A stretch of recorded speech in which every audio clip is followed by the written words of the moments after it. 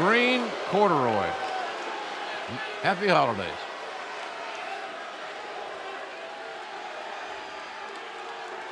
I can't deal with it.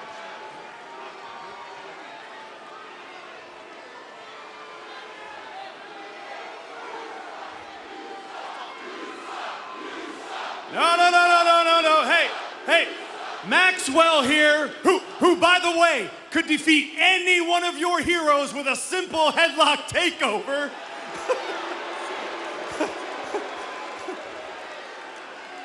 He would appreciate absolute silence at this time. I tried. You tried, baby. That's why you're a good friend and a great accountability buddy. Norfolk, Virginia. Let me explain something to you bumpkins, although I know everything's gonna go over your head. You are looking at the guy that checks all the boxes inside this ring on this microphone. I am easily the most complete pro wrestler on the planet. I am the man who will start a bidding war in the year 2024. I am the past, the present, and the future of professional wrestling. And moreover, if I wanted to, I could take your hometown horse and send him straight to the glue factory. Hell, I could take a big old cowboy shit right on his title reign. But the rankings don't tell you that story, do they? No, because the rankings don't tell you the truth. And the truth is, even though you people hate me oh so much, you all know deep down, I deserve to be the next AEW World Champion. Says the guy that wrestles 3 times a year. Because nobody in that locker room is nearly as good as me. Nobody in that locker room is on my level.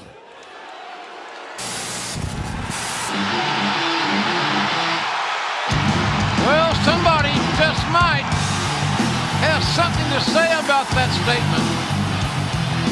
When you're talking about who's on whose level,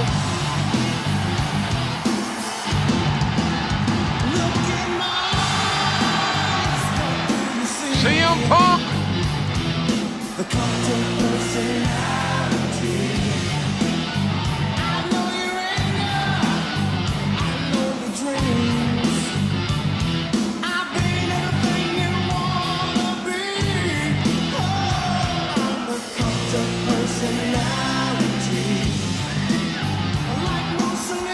I like this.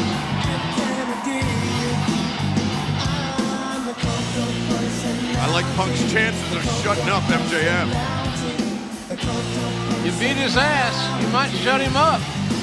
Thus far, that hasn't happened very often. And to your point, he doesn't wrestle as much as a lot of the guys. We had 2 of the great women leave here just moments ago that wrestle all the time. Well.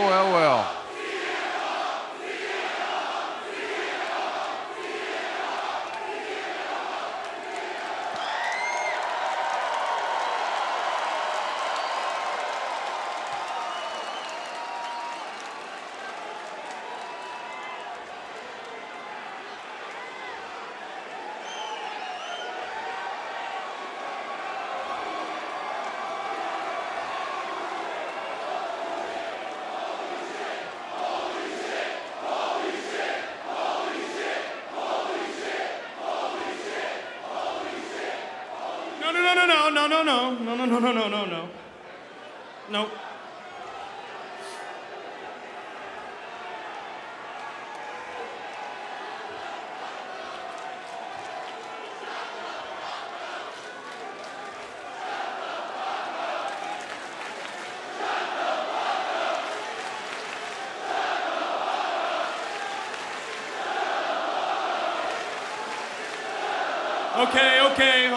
Okay. Hey, Maxwell.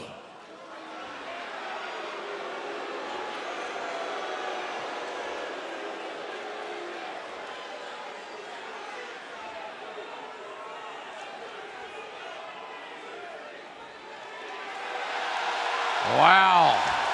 You talk about disrespectful, Excalibur. Well, CM Punk knows just how to push MJF's buttons, and you love to see it. So help me out here, folks. Is Punk not taking MJF seriously, which I think would be a mistake, or has he just gotten his head and MJF will not be able to remove it?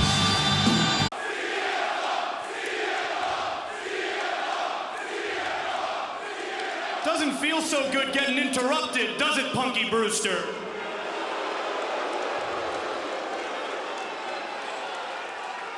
You know, quite frankly,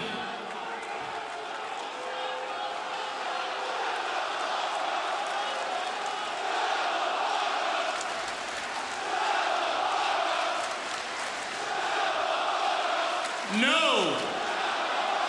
Quite frankly, you really hurt my feelings last week. I extended out my hand like a gentleman. And you really hurt my feelings, man. I mean, it was almost as bad as the time you quit, took your ball, and went home like a little bitch.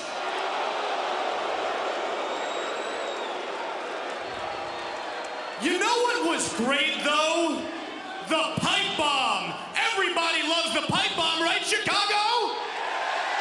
Yeah, my God, so good. Legendary. What you would call a great promo, and I think it's fair to say, Punky, that the pipe bomb is your best moment. Except here's the problem, bud. Every MJF moment is the best MJF moment. Because unlike you, I'm not a one-trick pony. And don't get it twisted, I respect you, man. I respect everything you've done. Hell, I even respect the fact that you're straight edge. Granted, never in my wildest dreams could I have possibly imagined a straight edge man could look so much like a meth addict.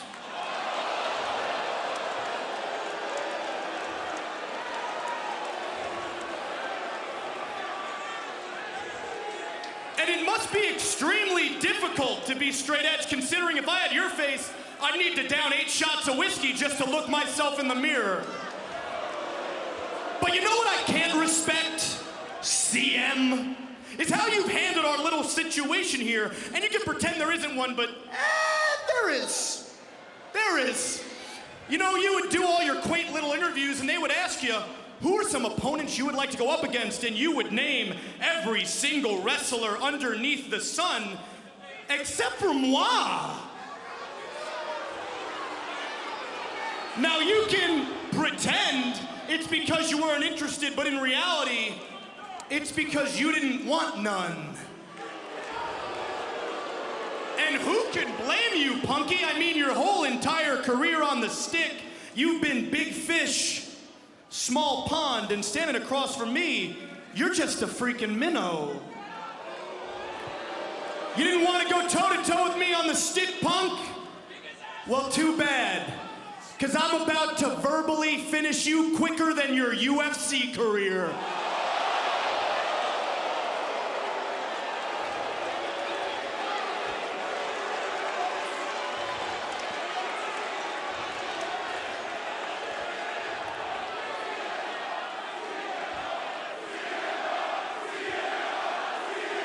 I heard you the first time. So check your watch, Papa Punk, because if you decide to retort, it won't say clobbering time. It'll say out of time. You can drop cute little pipe bombs all you want, because I'm MJF, and I drop nukes.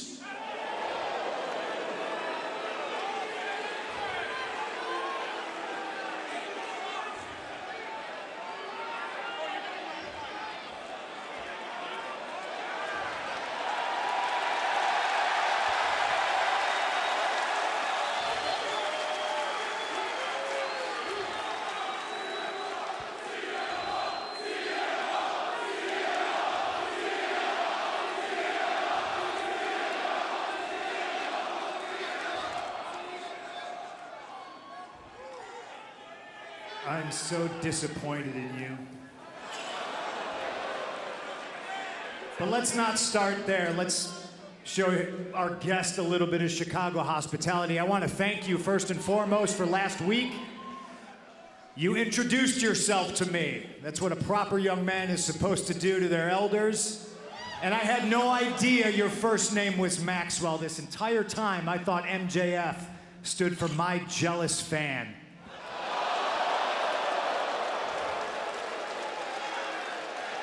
See, I got the time. Seems like it still kind of does, doesn't it? If you're so hung up on the fact that I never mentioned you anytime I did press. Anytime I ever did an interview, I never brought your name up. Well, that was by design. The last thing I wanted to do is feed your rotten little ego. Look at me, Maxwell. I'm in your head. Probably has a lot to do with the fact that there's a poster of me on your wall.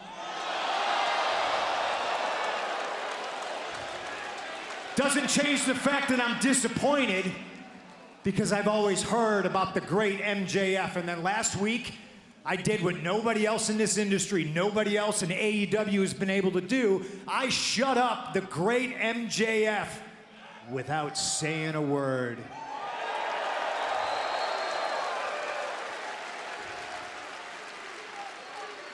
And you had 7 days. You had a whole week to think of good zingers, and you came out here with the lowest hanging fruit.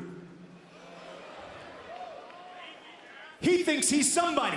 He thinks what he does is revolutionary to the wrestling business, when in reality, he's just a less famous Miz.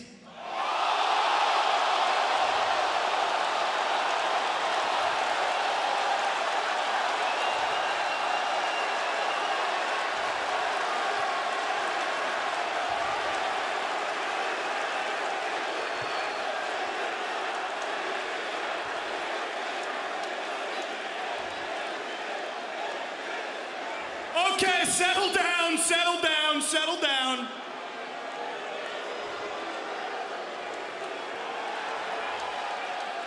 You know, Punky, that was really solid. I mean, really creative stuff. You know, it was almost what I wanted. Come to think of it, that phrase, almost what I wanted, kind of perfectly encapsulates your whole entire run here thus far, don't you think? I suppose it's true. Nostalgia.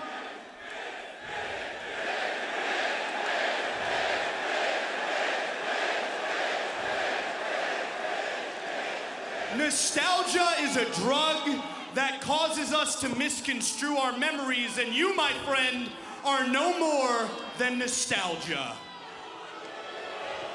And guess what, bud? You were right. I was a fan. I'm not ashamed to admit it. How couldn't I have been? I mean, in this ring, on the microphone, nobody could touch you. You were the best. Or so I thought, Chicago. Because ever since your almighty return, you've struggled to beat the easiest of competition, and you've struggled to say, quite literally, anything of intrigue. Oh my God. Punk, your breath smells like shit. It's probably because you've been kissing so much ass recently. I mean, you have been robotically kissing ass all over the place. You know what? I'm gonna do a little impression of you real quick. Chicago, do you mind if I give you a quick impression?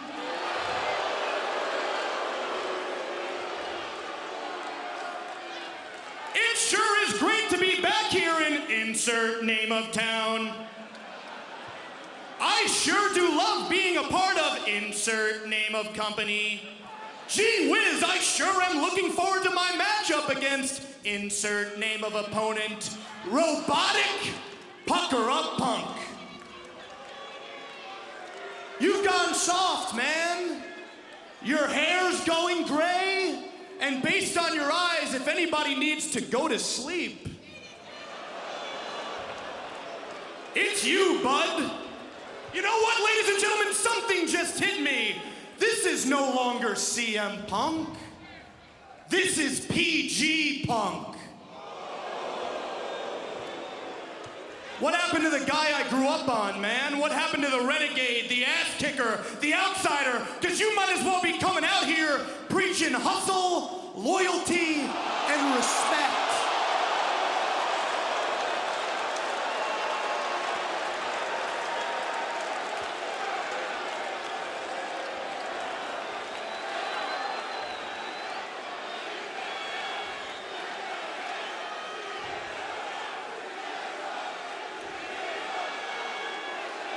Except here's the problem, PG. I can see you. Hell, I can see through you, buddy. You claimed you'd only come back for the younger talent, and yet you also claimed you'd only come back for a boatload of money. You claimed you couldn't fix professional wrestling from your couch in Chicago, and yet you stayed put on that couch for 7 long years. Excuse after excuse not to come back, poor K-Punk. Why? Is it because you were too busy making comic books nobody read and movies nobody saw? Or is it because you were terrified? Scared you couldn't hang anymore?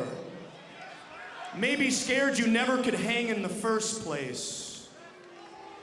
And I have the microphone, Chicago! And I'm here to tell you, you should be scared, man.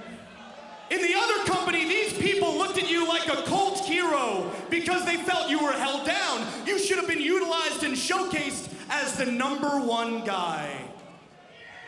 And now, yeah, great, and now here you are.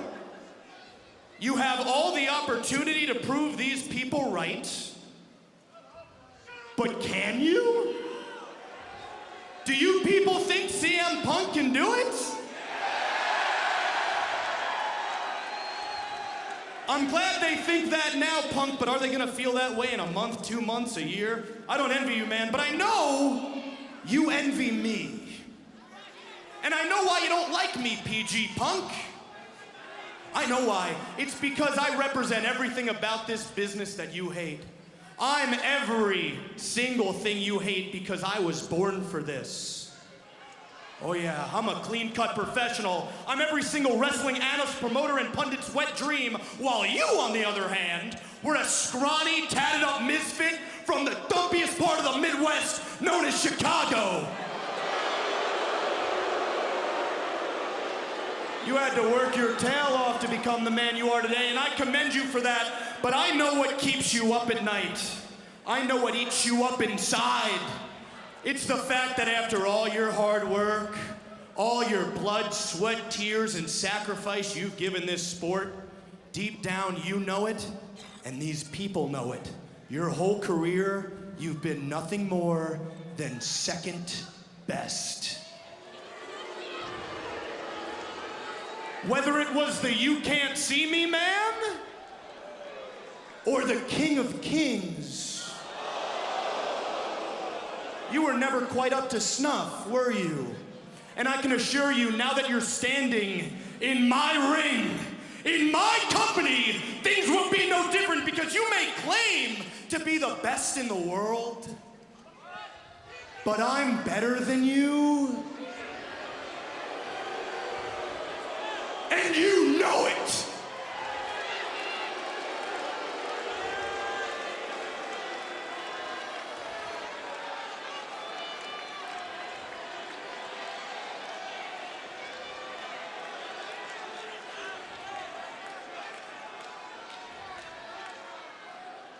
There's some truth in what you just said.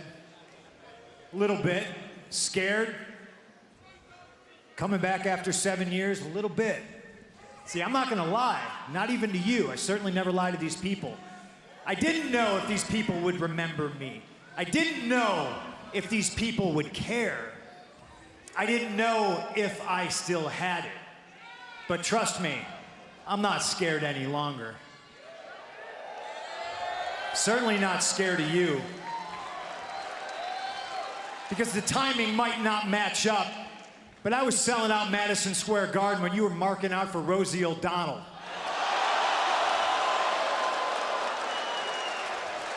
And the last time on this show, you did a song and dance, you made the New York Times. Wow! You want to sing me a song right now, Maxwell? Don't worry. You're standing in the ring with a professional, and you're going to make the New York Times again, but this time it's going to be the obituaries. Because you have just enrolled yourself into a college your parents cannot afford. You talk too much. Yeah, just like me back in the day, except I always backed it up, and you can't back up shit without your backup. FTR, Sean Spears, Wardlow. That's how you get things done around here, and I never mention you in interviews because I never had to. I looked at AEW and I said, wow, that's the place I want to be. That's the place I want to test myself, and I went for the heart and soul of AEW, Darby Allin, and boy, that just chews you up, doesn't it? And I beat Darby Allin, and I didn't need a ring to do it. You're too busy talking about how you're the most powerful of the four pillars. You don't even realize you've been replaced by Britt Baker.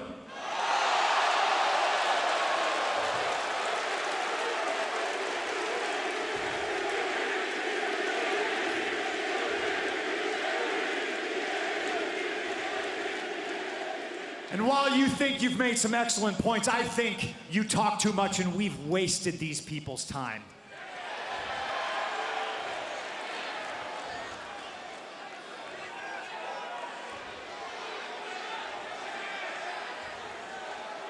They call Chicago the second city, not because there's a city that's better than it, not because there's this city that was first, and you want to call me number two?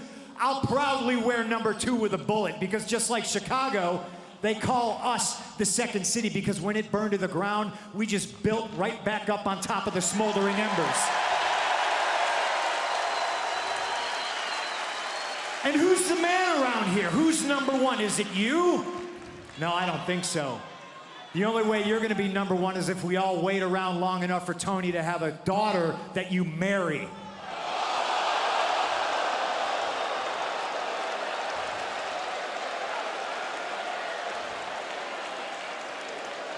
Last time we were here in Chicago, and hell yeah, I'm happy to be here, I gave everybody free ice cream bars. The only thing I can think that's a better welcome back gift than that is punching you in your little needle dick right here, right now.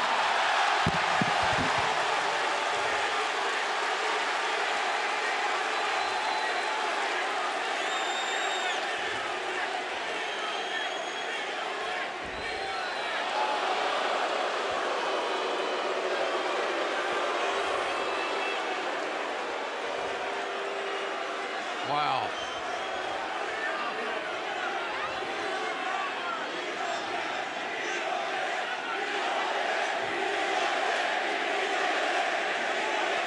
That's some serious pro wrestling TV, let me tell you. You're not kidding. Anybody surprised that he would roll under and leave? Punk, floats over Moriarty. He's got him hooked on the shoulder. Whoa. GTS! What a shot from CM Punk, and what a win! The winner of this match, CM Punk. Still undefeated, 8-0 in AEW. And mercifully, MJF has taken off his... Oh, but he's got a microphone, of course. Cut his music! Cut his music! Oh, he's directing Cut his now. music!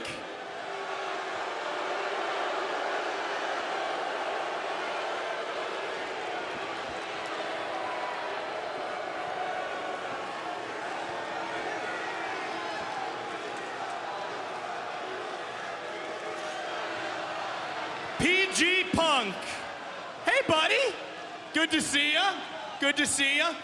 Listen, last week you said you were disappointed in me, and that's interesting because honestly, I'm proud of you, man. I really am. I am. It takes a lot of balls to come out here and claim to be the best in the world when you're struggling to beat the likes of QT Marshall and Lee Moriarty. I guess the only thing you're the best in the world at nowadays is trying to get in Britt Baker's pants.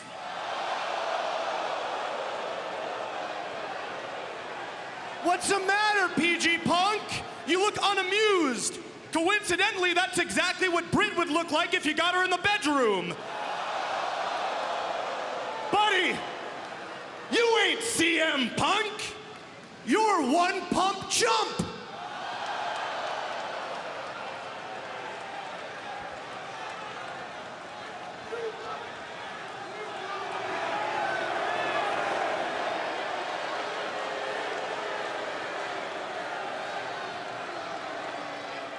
Oh, he's got something to say.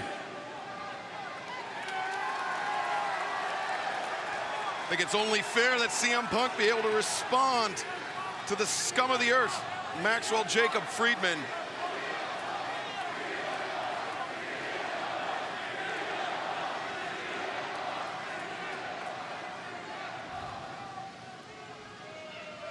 You got a lot of nerve coming out here talking about pants, Britt Baker's or otherwise, when you're clearly wearing Larry David's pajamas. Yeah.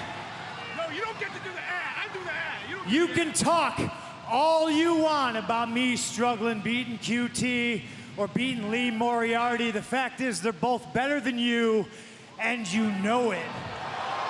That's cute. That's cute. That's cute, Georgia. It's real cute. Hey, shut up. You shut up, I'll shut up. Bring your little needle dick into this ring right now, and I'll kick your ass all the way back to Long Island.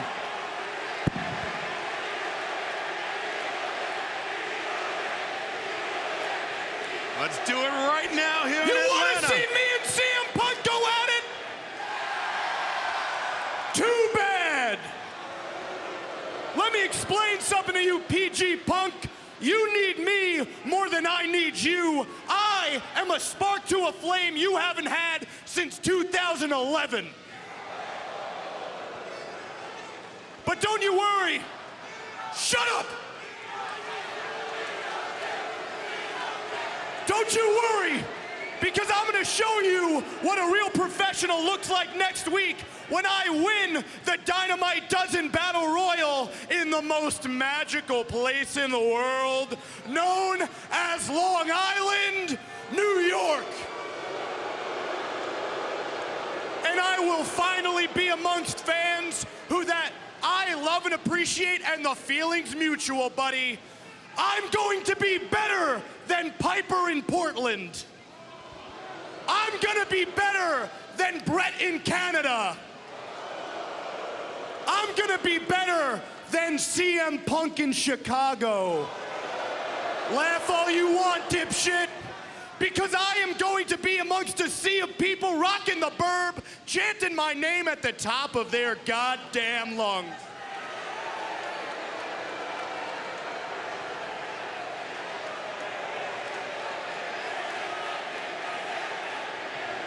No. Speaking of loud noises, I guess you must have brought your dog Larry this week, because I could hear him yip-yapping away in the back. And I'm gonna be honest, friend to friend, man to man, if I were you, I wouldn't bring that flea-ridden, disgusting maggot of a dog around here anymore. Because if you do, PG Punk, I'm gonna put Larry to sleep. And CM Punk making a beeline for MJF, and MJF, oh, wait a second. Of course, MJF with backup, with Wardlow to step in between himself and Punk.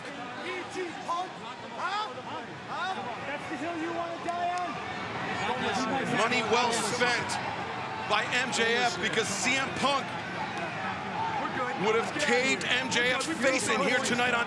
Oh, we're going to start. And what a horrible way to start our broadcast. I would agree. Hey, come on, I like MJF. Yeah, that's one of you. Oh, this is MJF's hometown. Yes. Oh, wait a minute. Oh. What the hell? Look at this. Wait a minute. That's not MJF. That's that Punk, CM Punk. The one and only CM Punk is here. CM Punk, who engaged in a caustic war of words with MJF over the last few weeks. Why the hell would Punk hijack MJF's beautiful entrance? That's not very nice. You know, we talk about mind games, and MJF's the master of mind games. Well, while we have this break in the action, I want to remind everybody that our presenting sponsor, State Farm, is with us here tonight. State Farm is a part of the AEW family. Consider letting them become a part of yours. Like a good neighbor, State Farm is there. Wow, I don't think anybody here in the UBS arena at Belmont Park expected this. I didn't expect this. No, that shocked us all, and we talked about how MJF was from Long Island. This is hometown. That's what they expected when they heard the music. And this is not quite the reaction I guess I would have expected for CM Punk, but as you said, Tez, he's walking into enemy territory here. He's from Chicago, Punk. Yeah, you know what? He's used to hearing boos throughout his career. It's nothing. What are you trying to say? It's nothing new, man. I mean, listen, he's been on both sides of the aisle. We know that, but That's all you got, man? Chicago is so much louder. whoa. See? That's what I'm saying. Pulling no punches. I love it. Seriously, that's all you got? Somebody call Barry Trotz. I figured out why the Islanders have yet to win a game in this building. Wow. See, that's not right. That's a low blow, right? I'm an Islander fan. That's a low blow. That's from a Chicago Blackhawks fan right there. Low blow. Should I continue? No. Well, y'all certainly don't disappoint, unlike your guy, MJF. And that's why I'm out here. He is your guy, right? This is your guy?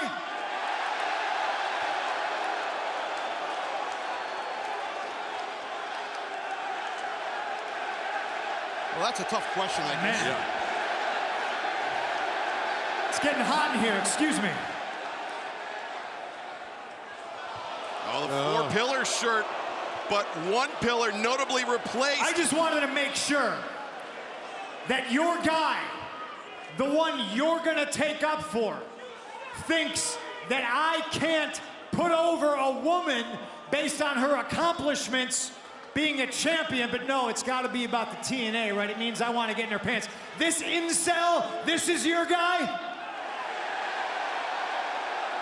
The guy that said to my face in my hometown, Chicago, Illinois, that he is better than Roddy Piper in Portland when he's not even as good as Roddy Piper in Hell Comes to Frogtown.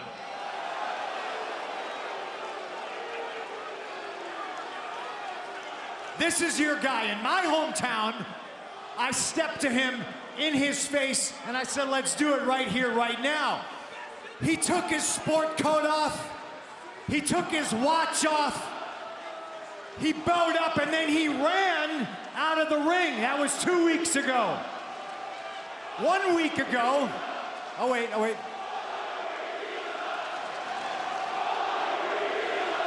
I can't understand what you're saying, just how like the Islanders can't understand how to put a puck in the net. Oh, wait a minute here, come on. This guy knows what I'm talking about. He must be from someplace else. Wow, pulling no punches, buddy. Piled heat The on that guy. Islanders beat Ottawa last night. That's like me beating QT Marshall 2 weeks ago. QT's my friend too. This what you want? This what you want, MJF? That's your guy?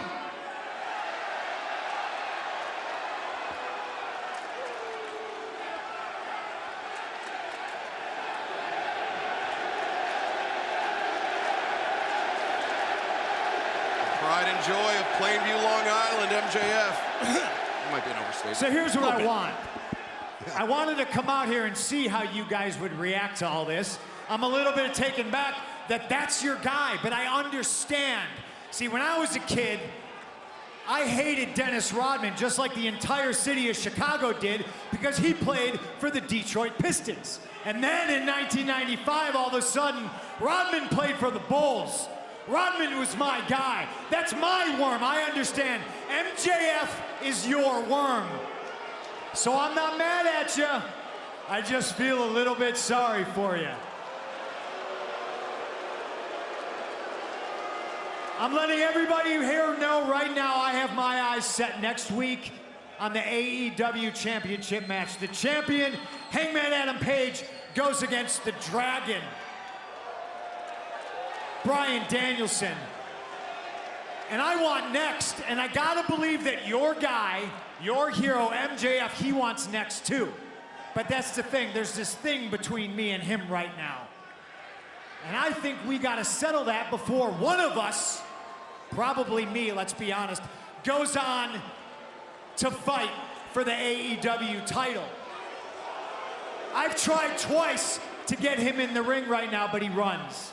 And you guys want to cheer that, that's on you. You can look yourself in the mirror and sleep at night, that's fine.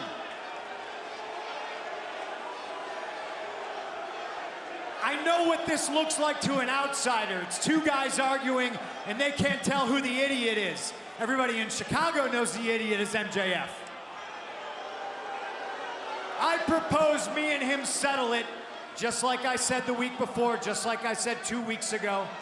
I don't want to deal with Sean Spears. I don't want to have to look at Wardlow. I don't want to have to deal with FTR. It's between me and MJF, who, by the way, stooped as low as to bring my dog Larry into this. What? And Larry has more balls than MJF, and he's neutered. Ooh, I love it. That's a good one. So you have wasted enough of my time. But let's be honest, I am having fun. If that is your hero, if that is who you want to back, I understand, seeing as the Islanders haven't won anything since about 1984.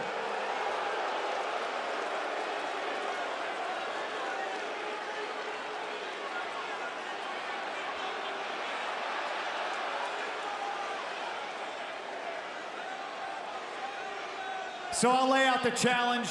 I want MJF, and I want him one-on-one, and I don't want him to run anymore. I don't want him to run like you do in Long Island. I want him to stand and fight like they do in Chicago. It's getting out of hand here, Punk, in my opinion. I gotta be honest. That's why I never liked him. I still don't like him. And I don't really have an out for this, but neither does he, because the gauntlet has been thrown down. MJF versus CM Punk. I'll do it right here, tonight.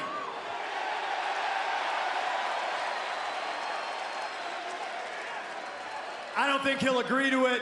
I don't think there's a man in this building that would agree to it.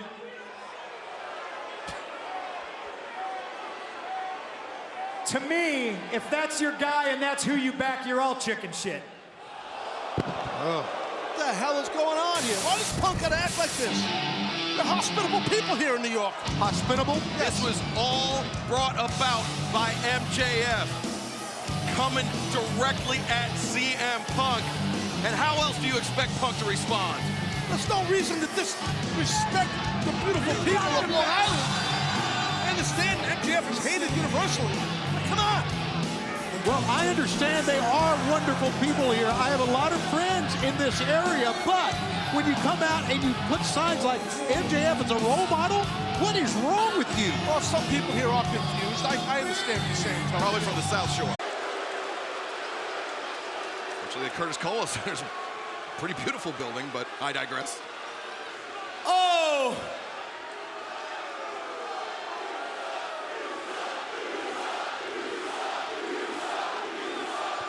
Hey, Texas, your daughter swallows.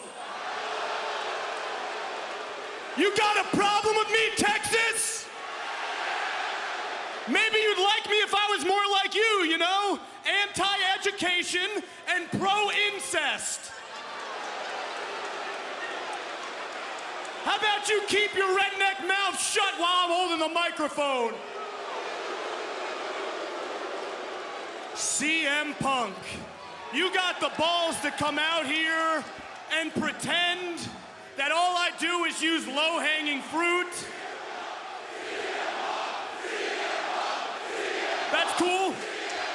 Well, CM Punk, the second he got nervous last week, the best thing he could come up with was, your local sports team sucks for 10 straight minutes. So highbrow, CM. I don't know how you think of this stuff. I especially love the part when you claimed I needed to stop running and face you like a man so you can move on to try to become a world champion. That's interesting, Punk, because I didn't realize that having an undefeated streak and a string of underwhelming matches against underwhelming opponents made you championship material. I thought that just made you the new Ryback. I deserve a title shot because I beat Hangman just like I'm gonna beat Dante Martin.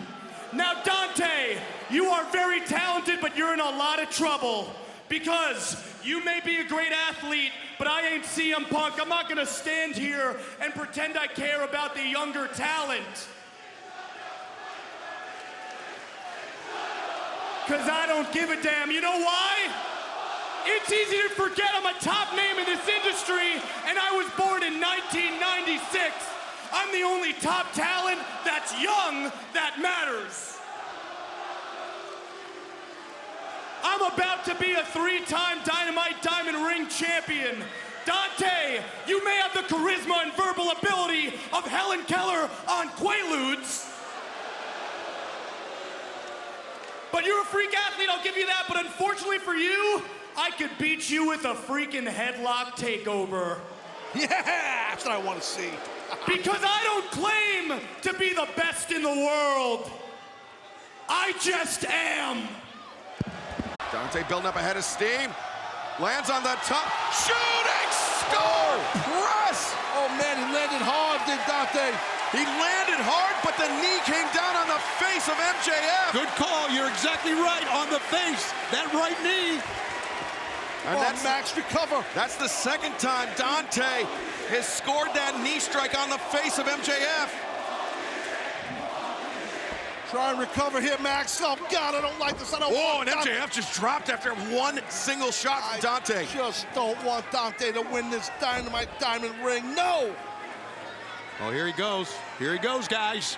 Dante maybe thinking nosedive. Double jump, there we go. Spring. Oh, he just walked out of the way. He saw it coming. He knows to stay away from it. He's a ring general, MJF. Ooh! Jeez. What a right hand from Dante Martin. General just got cracked. General, my ass. Hey. Oh.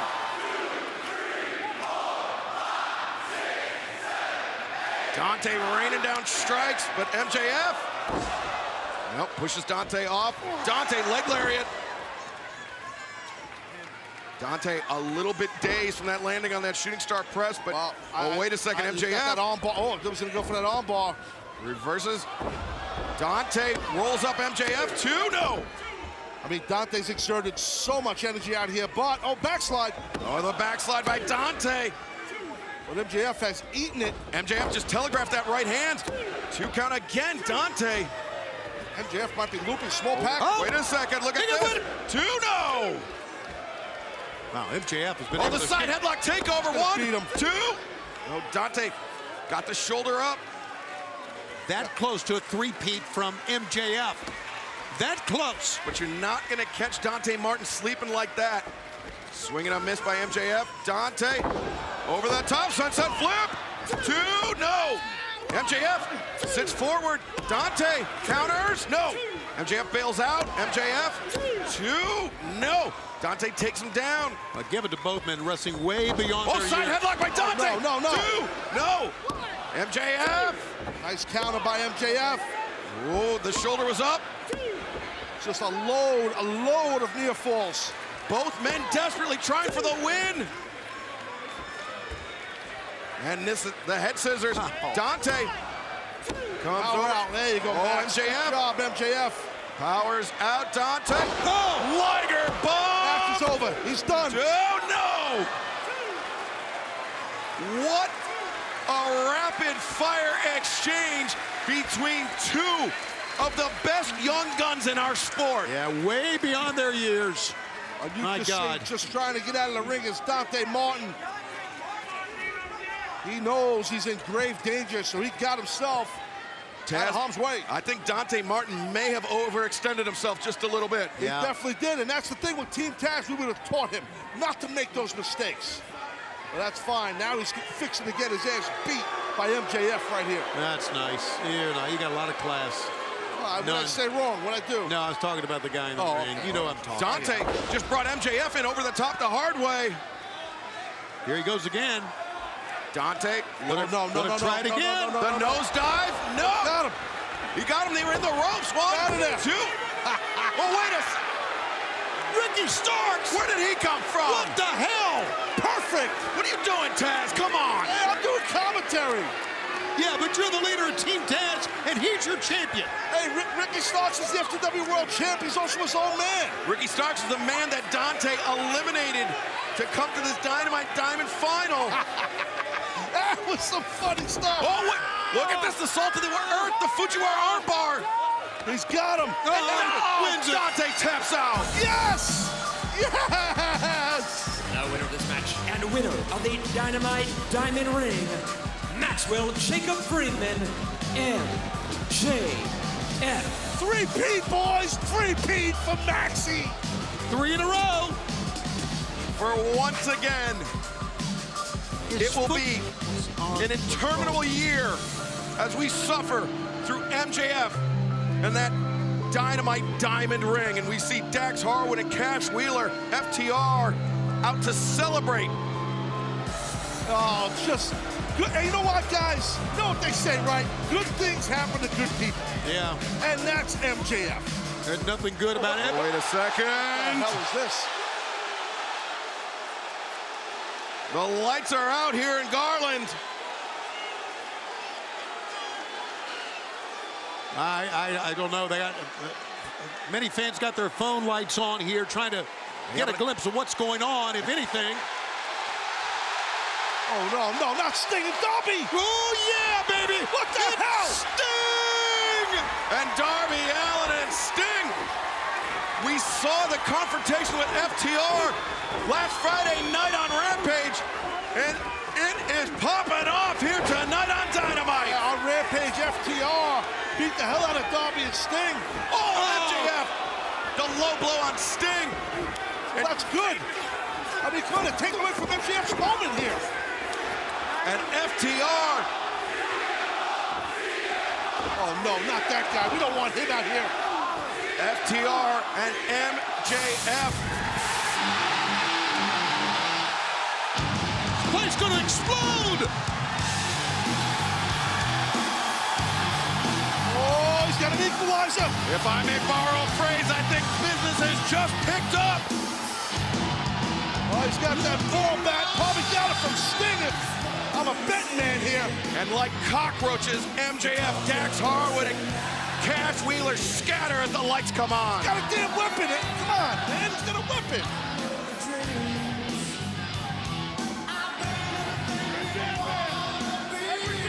Hey! You don't want to do it one-on-one in Texas? Next week, you want to bring your friends, that's fine, because I'm going to bring mine, and that's the match. Deal with it. The gauntlet has been thrown down. CM Punk, Sting, and Darby Allin versus MJF and FTR next Wednesday night at Holiday Bash. Just booked by Tony Khan. We can't wait to get to Greensboro. Sting has not wrestled there in 27 years. Well, thank you for joining us here tonight for Winter is Coming, AEW Rampage, this Friday night on TNT. It's gonna be huge.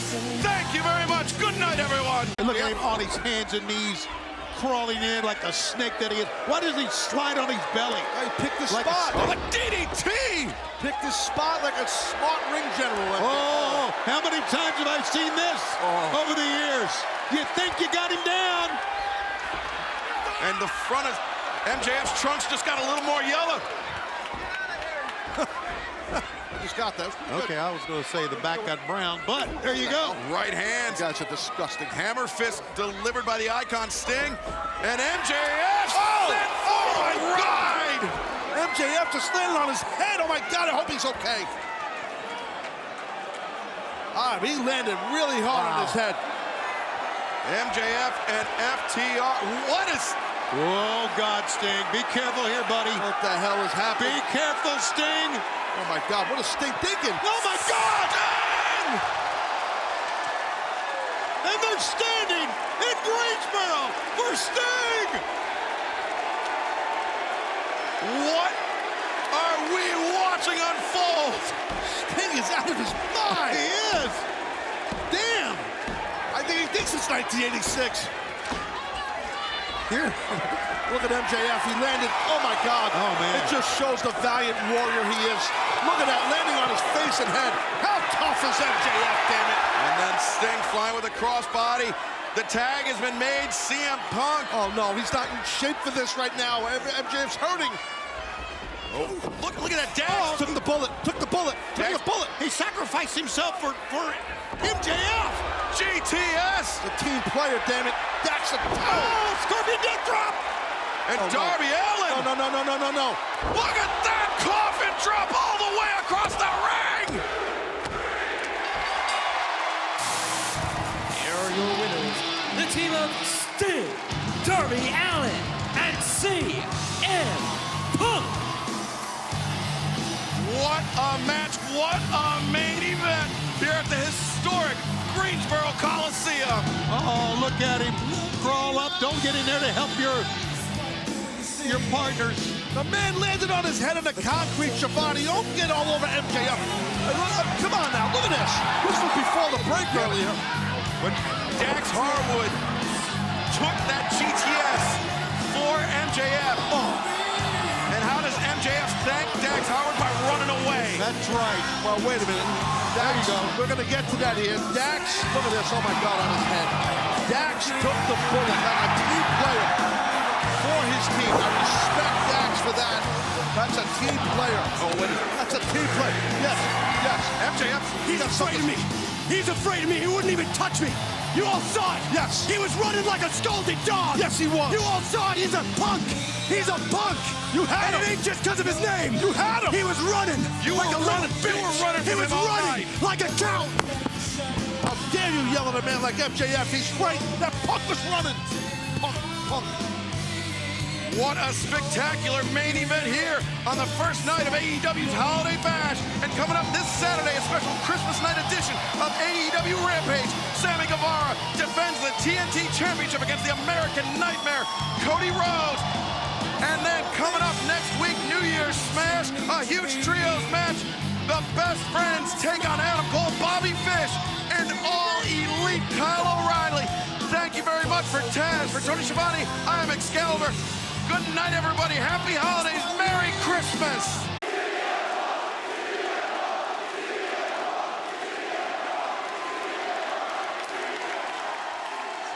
I've never been to Daly's place. I don't even know what the setup is. Where's Jim Ross? You know, I come out here and I immediately get to thinking how awesome it is to see you back here sitting at that booth.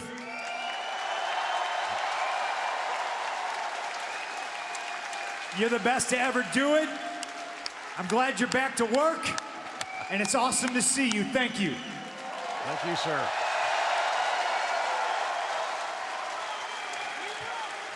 I'm all about giving people their flowers when they deserve it now, because I give Jim his flowers and then I get to thinking about this place, and I've never been here, but this has been a home for AEW.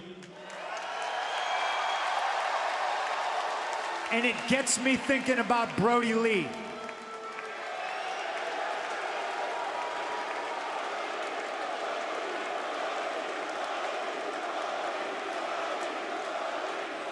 And if there's anybody out there who says anything to try to minimize the impact that that man had, it just makes me feel sorry for them because it means they never met him.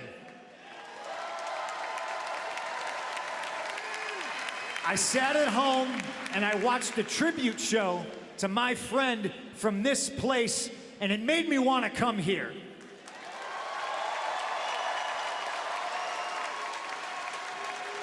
So then I get to thinking about maybe somebody who's not worth my time, maybe somebody who doesn't want to be here. And speaking of internet trolls, yeah, I'm talking about MJF. MJF is a Twitter troll in the flesh. He is somebody who talks a big game, but when it comes down to it, he don't say that stuff to your face. He hides behind a keyboard or Dax and Cash. I saw it with my own eyes last week. You saw it with your own eyes last week. Somebody who's smart enough to say that the people want to see CM Punk get his hands on MJF. But is also stupid enough to say something that he's as good as Rowdy Piper in Portland. When Rowdy Piper laced up his wrestling boots, and we all saw last week, MJF laced up his running shoes, didn't he? Yeah. I'm not sure if you guys heard, but MJF says he's done with me. Honestly, I'm fine with that. I got the team with the legend Sting. I got the team with Darby Allin. And we beat FTR and MJF. So hey, I understand if MJF is afraid, if MJF is scared, if he don't want none, he doesn't have to have none. I myself am looking towards bigger and better things. I heard him say it too. He's talking about the gold. He's talking about becoming the AEW champion. Jim Ross will attest to this. You always hear people say, if you don't want to be the champion, you probably shouldn't be here. And that's true. I want to be champion too.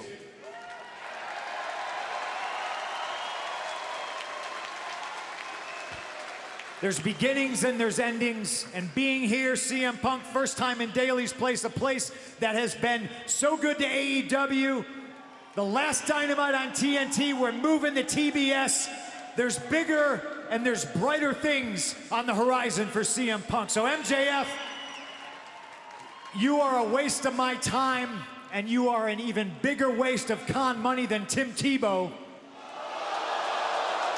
Wow.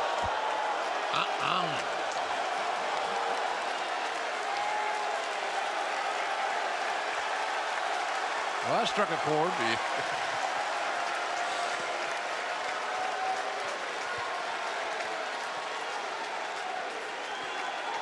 So I'll leave you all with this. I never wanted to mess with MJF, but he found out the hard way that on this mic, that in this ring, even at commentary, nobody can touch me. And if he wants to climb that ladder and get some W's to get to AEW Gold, well, I imagine sooner or later, I'll see him again in this ring. But it'd be a real shame if somebody interfered with his quest for gold. He says with a twinkle in his eye. There's a lot more to this story, Excalibur, than we know at this moment, I think. Yeah, pure confidence radiating from CM Punk here in Daly. It's won 2 of his last 3 matches, hasn't Captain Sean Dean. Yeah, he's set to go one-on-one with Punk! Come on now. CM Punk and MJF running from Punk. Like a scalded dog, he's running. Get back in the ring. Get back in the ring. MJF can't have it both ways. You can't call down CM Punk without having to face that man.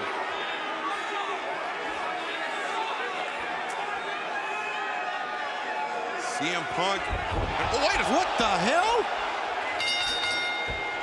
CM Punk. Oh, the GTS on Sean Dean. Well, that's a little surprising. Ladies and gentlemen, the winner of this match as a result of a disqualification, Captain Sean Dean. Oh, MJF, he just got a loss. Are you kidding me? Are you freaking kidding me? Yeah, the record's reset in the new year. Yeah, you're 0-1. Captain's 1-0. He's got a losing record.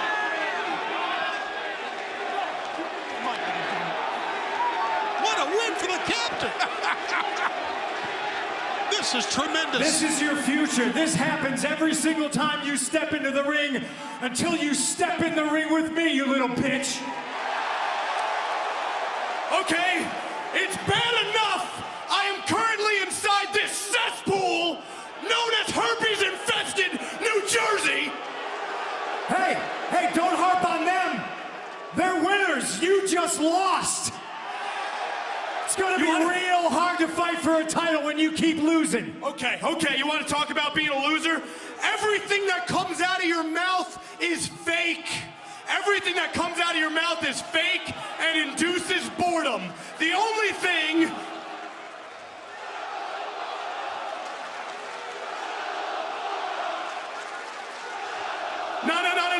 No. You came out here last week and you said you were done with this. You said you wanted to focus on becoming a world champion. And now look at you. Where are you? Right back where you started. You want to know why? You might have these schmucks convinced you're a big deal, but I know the truth. And the truth is, deep down you know without me, you're nothing. I give you an edge. I put a chip on your shoulder. I make you relevant. I can call bullshit on that. Fans around the world can. And for you to come out here, and claim that I'm a waste of money, when you're the guy that sold Tony Khan and all of these people nothing more than a bill of goods. You ain't the guy you used to be, Punk. You ain't the savior these people have been waiting for. But you know who is? Maxwell Jacob Friedman. And by the way, I think it's really interesting you have such a problem with me saying I'm like Roddy Piper. You really got offended when I drummed up that comparison. So I'm just curious, PG Punk, do you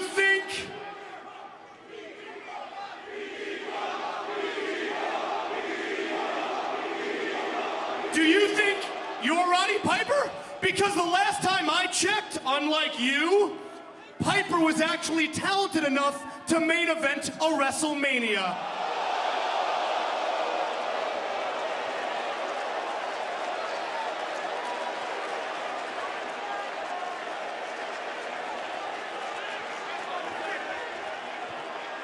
Whoa, guys, I know it's complicated, but I'm holding the microphone, so maybe shut up?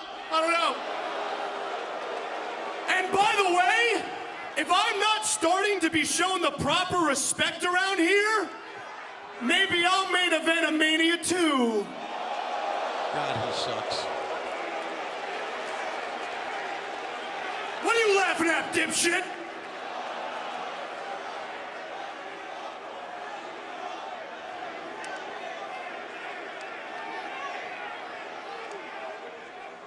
All I'm trying to do is kick your ass, so how about you stop talking and get in the ring? I'll do it right here, right now in New Jersey.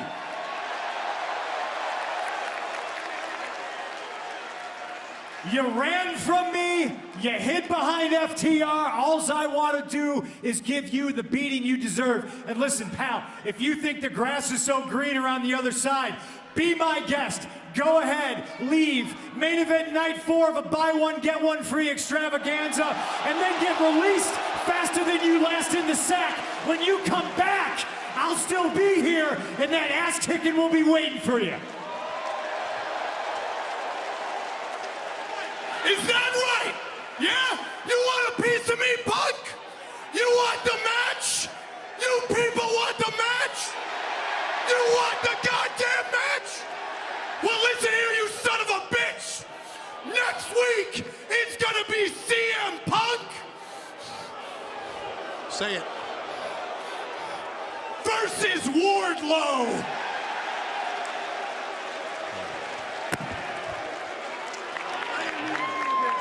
Spineless till the end. I don't need it. I'm better than you. I'm better than you. I don't need your help, fat boy. I don't need your help.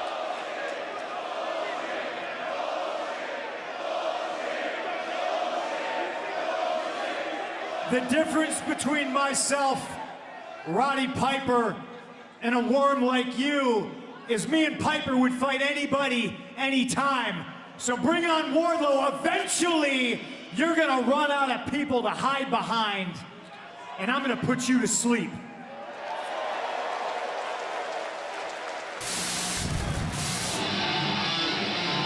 Well, there you hear it, fellas. Man, spineless coward. I'm running out of adjectives here. Yeah, but what a great match it will be next week.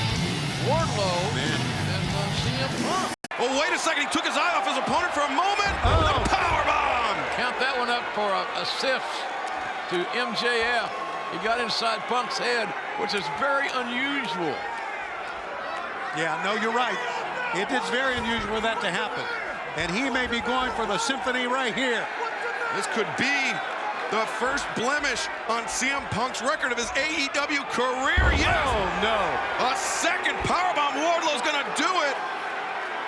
Wardlow taking his time. That might be ill-advised. And that smirk, that grin on the face of MJF, so odious.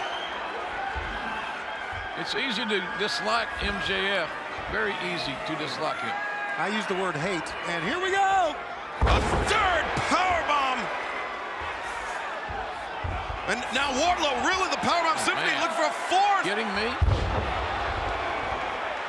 Oh, no, not number 5. What the hell? 5 consecutive powerbombs by Wardlow. It's going to be his first loss. It's going to be over. No. What are you talking about? I want more is what he's saying. MJF wants Wardlow to take out CM Punk, so there's no possibility of Punk and MJF meeting inside the ring. Well, good luck with that. And normally he doesn't like Wardlow showing off. We've seen it out here with Shawn Spears, but this time it's different. It's personal. MJF wants Punk injured. He wants him maimed. He wants him unable to compete. This is bad news for CM Punk, guys. Yeah, and is Wardlow having second thoughts? Bad news. Wardlow again. Oh, man. And Punk's lingering lower back injury. He's still suffering, Tony. Yeah, he said again. He screamed, "Do it again." He's calling the shots here. Wardlow's going to oblige. And look, CM Punk cannot even stand up. I'm wondering how much longer referee Aubrey Edwards is going to let this match continue if CM Punk can't defend himself. Wardlow, a 7th powerbomb. It's not 7th heaven No, in that's Raleigh it. tonight. That is it. What happened to your MJF taunting the crowd here at the PNC Arena in Raleigh, North Carolina. What evil must be lurking in the mind of MJF? What's he thinking? He's a horrible person. I can't begin to imagine what horrible people think. Punk rolled out of the ring. Aubrey Edwards checked on Punk. Punk acknowledged that he can't continue. What is... Oh, MJF clearing up the timekeeper's table.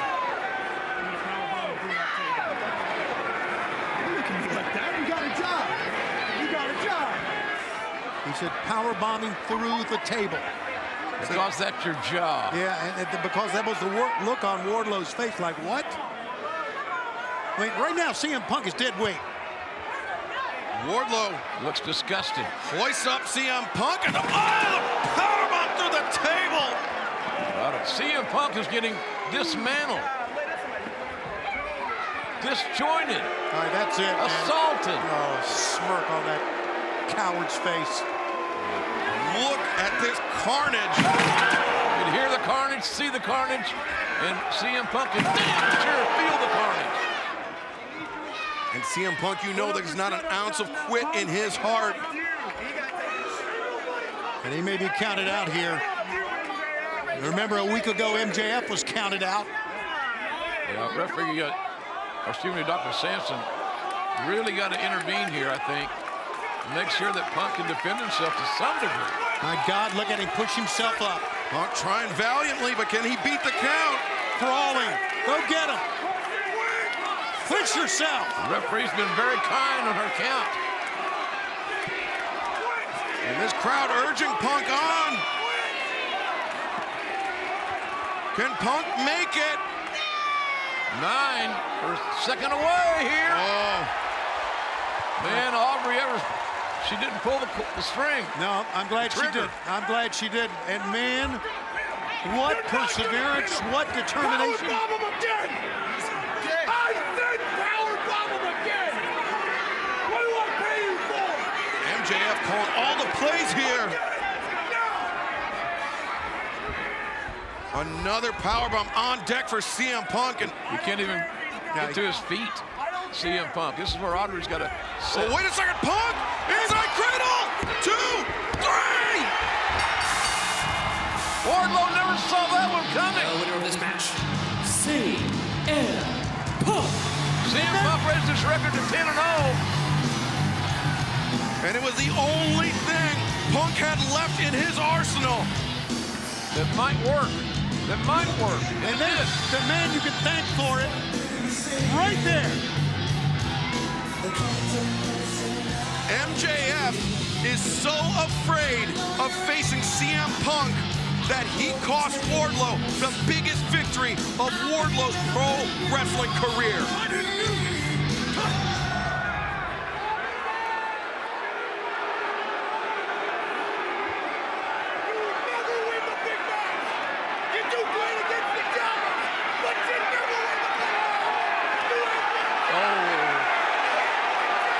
So smart, Max.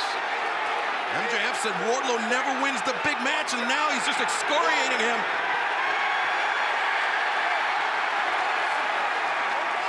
Wardlow laying hands on his boss. God, I've been waiting for this for a long time. And The chairman, Sean Spears, trying to intervene. Maybe Wardlow will listen to him, but I'm not betting my hat on it. Spears, the man that's been tasked with keeping Wardlow in line. But it looks like even Spears is losing control. Wow, what a win. What a win for CM Punk, but at what cost?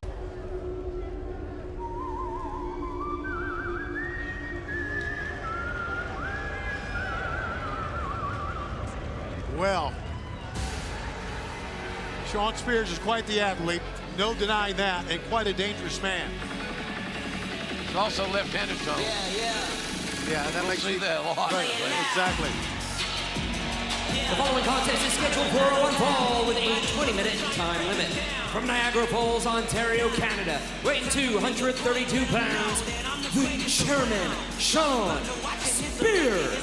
But you know, Excalibur, heading to this matchup, it's only been a week, but heading to this matchup and listening to him talk, he exhibits a lot of confidence going up against a guy like CM Punk. Well, you have to remember, it was 7 days ago when CM Punk was on the receiving end of 8 power bombs from Wardlow, including one through the table. Yeah, unbelievable. And he's walking around. Gingerly, but he's walking around. Gingerly is the key word, JR. Are you ready to get it on, guys? Let's have a damn fight here.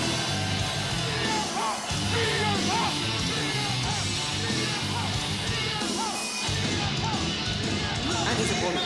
Coming down the aisle from Chicago, Illinois, weighing 218 pounds, CM Punk. Intense is a understatement. Are we one step closer to CM Punk and MJF? Or are we near the end where MJF has escaped? And a reminder to fans in the greater Fort Myers area that you can join us for AEW's debut at the Hertz Arena on Wednesday, March 9th for the fallout of Revolution. Tickets go on sale this Friday, and then AEW will be making our San Antonio debut on Wednesday, March 13th at the historic Freeman Coliseum, and then we'll be returning to the Austin area, the HEB Center in Cedar Park on March 23rd. Tickets for those events go on sale Friday, January 28th, AEWTIX.com and Ticketmaster.com. And you know, in San Antonio, that's the old arena. Yeah, the old all arena. that history. Yeah, absolutely.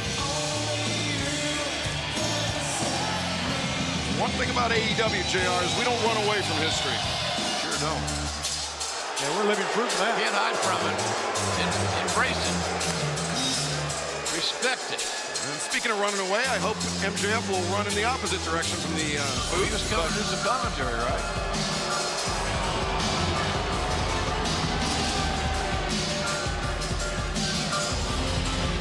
Well, it is the season for powder blue. It is? I don't know.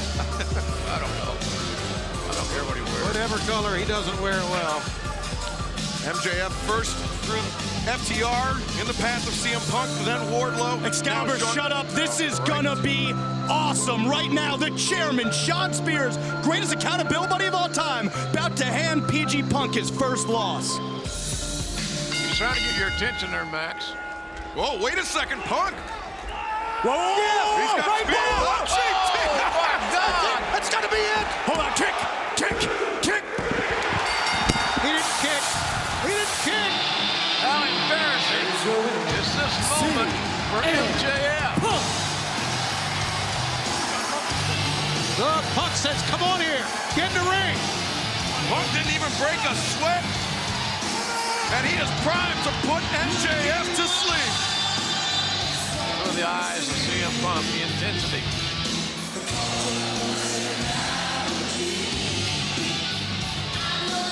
I'm liking what I'm seeing here, fellas. When they meet, sure to God they will meet in our lifetime. It's going to be epic. Oh, wait a second. MJF like a snake in the grass. Creeping up behind. He knew he was there. He knew he was there. He wanted him in the ring. And now CM Punk's got MJF right where he wants him. Oh. Not the scar. That'd be worse than a dipping dots, for God's sakes. Whoa, MJF bailing out once again. Talk about running like a scalded dog. The young gentleman from Long Island got the hell out of the ring here. And CM Punk walking out of DC with a trophy. Yeah. But that's not what he wants, Tony.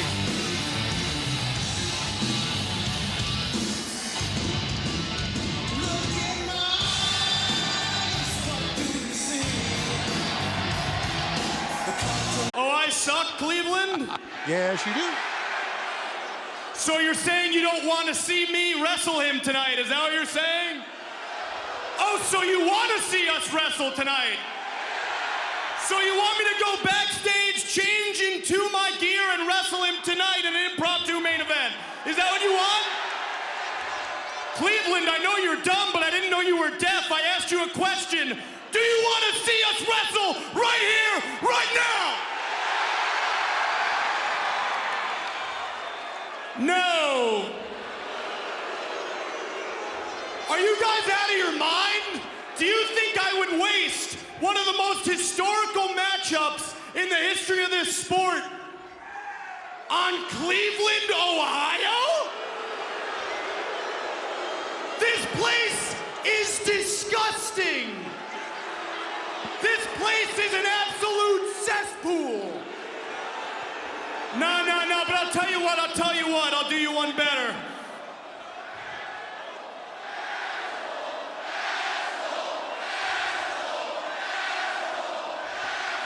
I'll do you one better. I'll give you the match you've all been waiting for next week in Chicago, Illinois. What? It will be CM Punk versus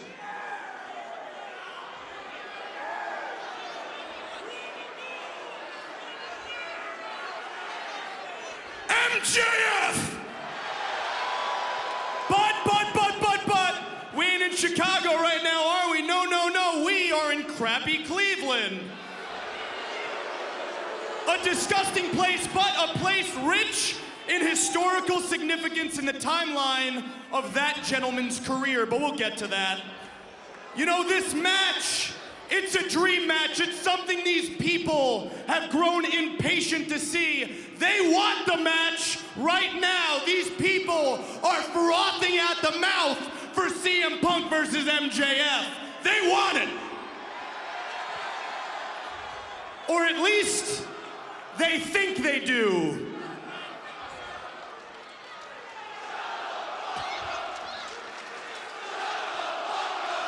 Because while the match itself is going to be spectacular, it is the outcome that is going to be very upsetting. See, not only am I gonna beat you in that dumpster fire you call a hometown known as Chicago. Do it here, bitch. Do it here. Nah, I'll be beating you in the Midwest, but it ain't gonna be here. No, it's gonna be in Chicago, and after I beat you, something very unsettling is going to happen. After I win, you people are finally going to get to see the real CM Punk. The CM Punk who loses his fake smile the second he doesn't get what he wants. The CM Punk who blames all of his failures on everyone else but himself.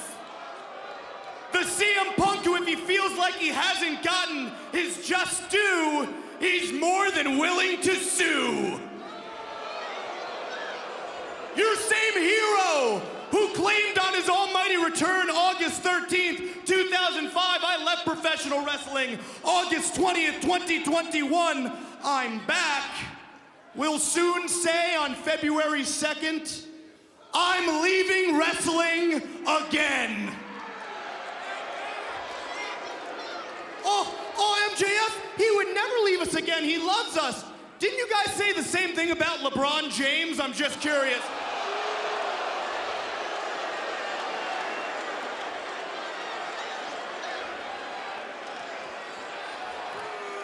Last time I checked, though, it was a slap in the face when he claimed that he left in 2005, because that ain't the truth. Truth is, he left all of you, and he left all the fans who loved him and supported him when he was scheduled to make an appearance right here in Cleveland, Ohio, back in 2014. But he no-showed, and he turned his back on each and every one of you. What makes you think he won't do it again? And you watching at home on the silver screen, yeah, I'm talking to you. You think he gives a damn that you spent the last 7 years chanting his name at the top of your lungs?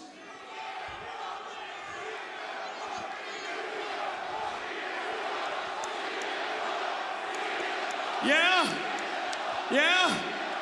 I got news for you. All those chants aren't gonna stop him from turning his back on you again and then crying about it on a podcast.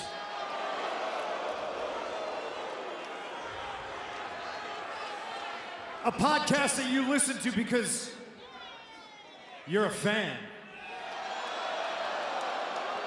The next two things I say are not mutually exclusive. The best thing I ever did was leave.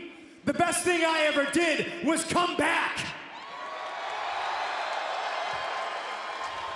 And if I didn't come back, well, you wouldn't have your brush with greatness that you're currently having, would you, Max? Go in the back, lace up your 3-inch lifts with your boots, and get in the ring and handle business. We know you can't. You know you can't. I know you can't. And Cleveland knows you can't.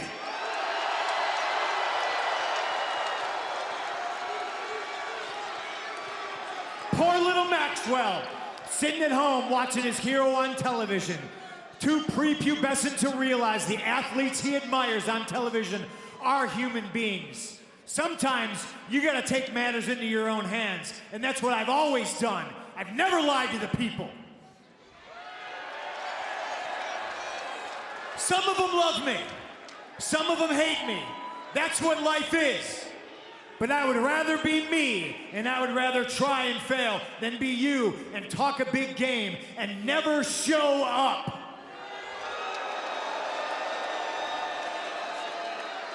You pay to see me. You pay to stand in line to get my picture. You stand in line to get my autograph, and how dare you try to put it on these people? I've made decisions. I stand by every single one of them. And these people, they don't love me because I win.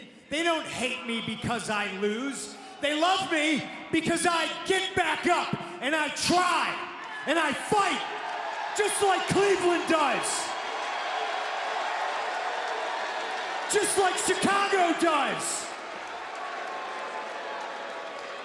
Oh, you always get back up, huh? Yeah, I always get back up. Oh, okay. How about we test that real quick? All right. MJF bringing the backup. Of course he is. Dax Harwood, Cash Wheeler, and Wardlow. You always get back up, do you? Oh, wait, Sean Spears from behind. The chairman coming from behind, a typical MJF-led scenario. Yeah, the pinnacle. It's a 3-on-1 assault right now, and Wardlow inside the ring. They're going to soften him up for that symphony, I bet. They could be trying to take Punk out of next week. MJF just trying to get further and further away from CM Punk. Well, you knew when MJF said, "I'll wrestle you next week in Chicago," that he had some sort of devious plan. Oh, this is bad. This is really bad. Oh, that's steel across the spine of CM Punk, which just weeks ago Wardlow powerbombed 8 consecutive times. Notice Wardlow's involvement in this scenario is somewhat docile. Yeah, it's kind of a non-involvement, really. Correct. How about you get up now, Punk, huh? Huh? How about you get up now, you dumb son of a bitch? Oh, CM Punk not backing down. Oh, but the right hand. Get on him! Get on him! Get on him! Hey! Powerbomb him. Powerbomb him. I told you I could see this coming, man. He was just setting him up to powerbomb him. You got 3 other guys in the ring. Can they not powerbomb somebody? Come on. Nobody has quite the destructive force of Wardlow. Of course not. Gonna powerbomb You got 3 guys there, Excalibur, for God's sakes. Gonna powerbomb him on a damn chair. MJF with a big grin on his face. Wardlow. Powerbomb. Spine first on that steel chair lying in the middle of the ring. 7 days before these 2 men fight in Chicago next Wednesday night. Oh, come on. That's cool. That's really cool right there. This is That's it right there. This is revolting. It is so apropos that the same place your journey started will be the same place it ends. I'll see you in Chicago!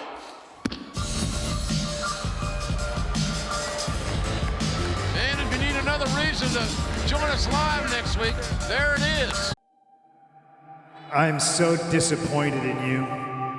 You are looking at the guy that checks all the boxes inside this ring on this microphone. I am easily the most complete pro wrestler on the planet. Look at me, Maxwell. I'm in your head. I am the man who will start a bidding war in the year 2024. He thinks he's somebody. He thinks what he does is revolutionary to the wrestling business, when in reality, I am the past, the present, and the future of professional wrestling. he's just a less famous Miz. I deserve to be the next AEW World Champion. You don't even realize you've been replaced by Britt Baker. Nobody in that locker room is nearly as good as me. Nobody in that locker room is on my level. Well, somebody just might have something to say about that statement. You beat his ass, you might shut him up. But thus far, that hasn't happened very often. Hey, Maxwell.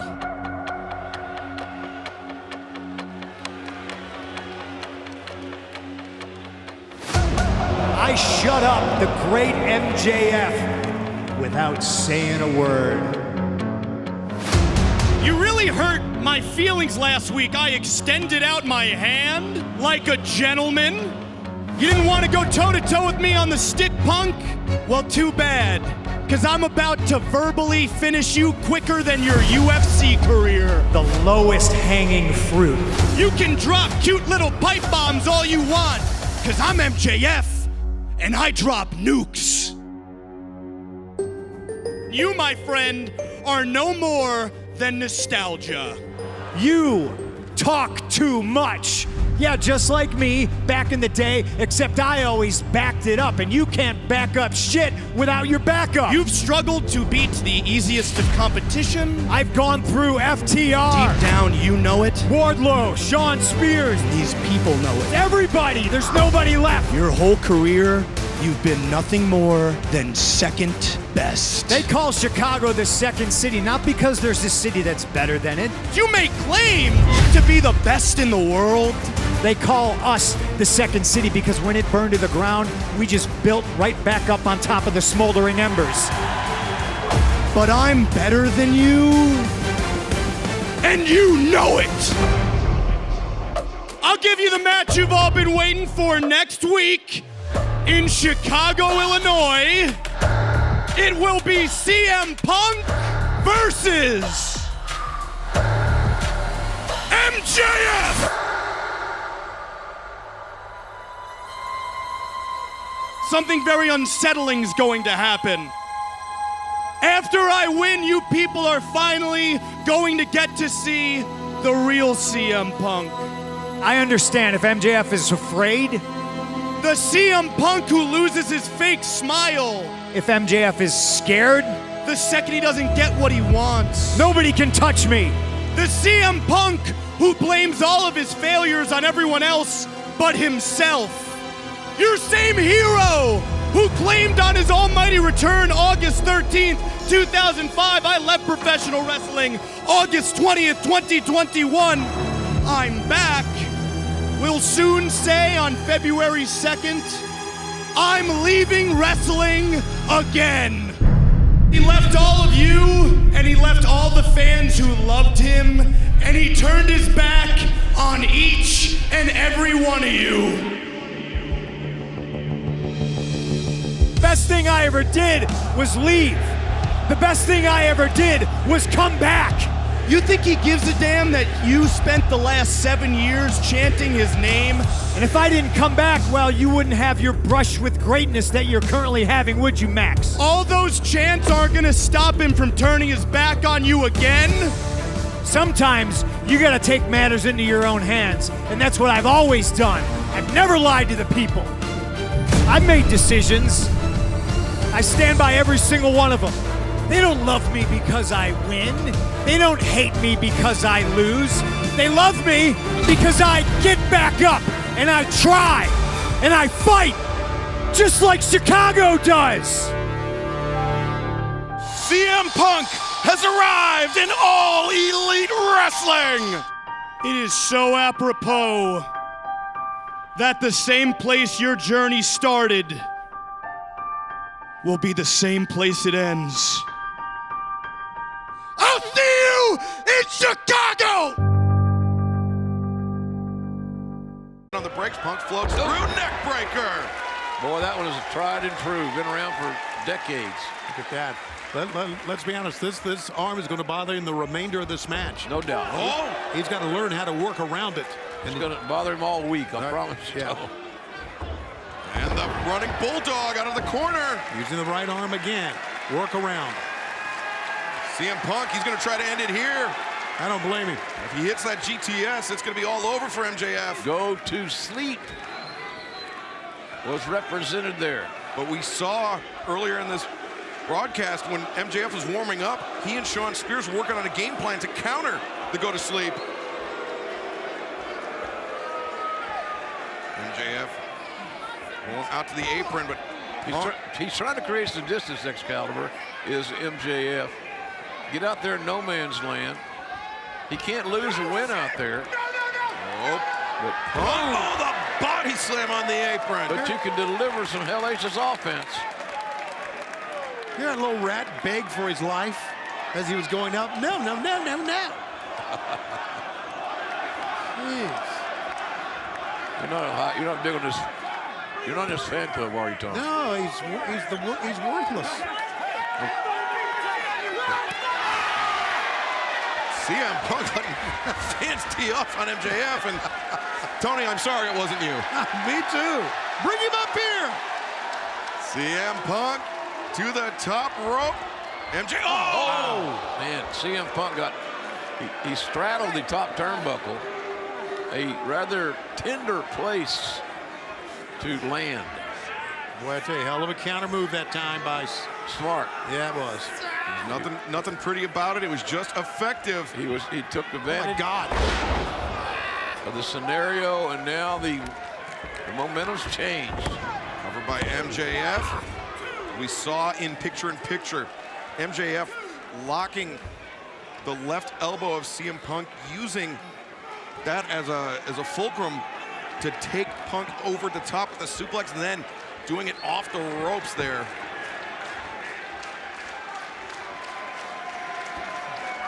Wow. And right back to the arm again. That's smart. That's just real smart wrestling. Punk anticipated. Ooh, and a Pepsi twist from CM Punk. Remember, that right arm is healthy, as you can see. This crowd loves this guy. He's earned it. Indies. Wrestling before 200 or 300 people. Developing his chops in this Chicagoland area. Oh, look at this coward. MJF pulling the referee in front of him. What's he doing? What's he got in his hands? Oh, MJF! Is that tape? Is that tape from his wrist? He's got something, and he doesn't have anything stuck in his throat, ref. He's being choked, for God's sakes. But the referee can't see it. It's underneath MJF's arm. Fans trying to tell Bryce Remsburg there's something going on there. There is. He puts his hands under there and checks. That's what he does. And look at this. Punk is fading. Are you kidding me? MJF. Oh, wait a second. Wow, what reserve. But Punk right back. It's the tape, man. The tape just drove him back down. And CM Punk with nowhere left to go. MJF with the body scissors locked in. He may go out Come right on, here. not like this. Not like that. Oh.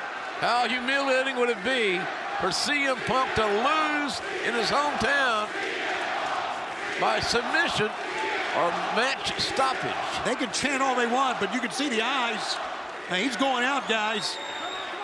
MJF, there's one. Oh my God! Oh, come on, Punk. That's it. Are you kidding me? Are you kidding me?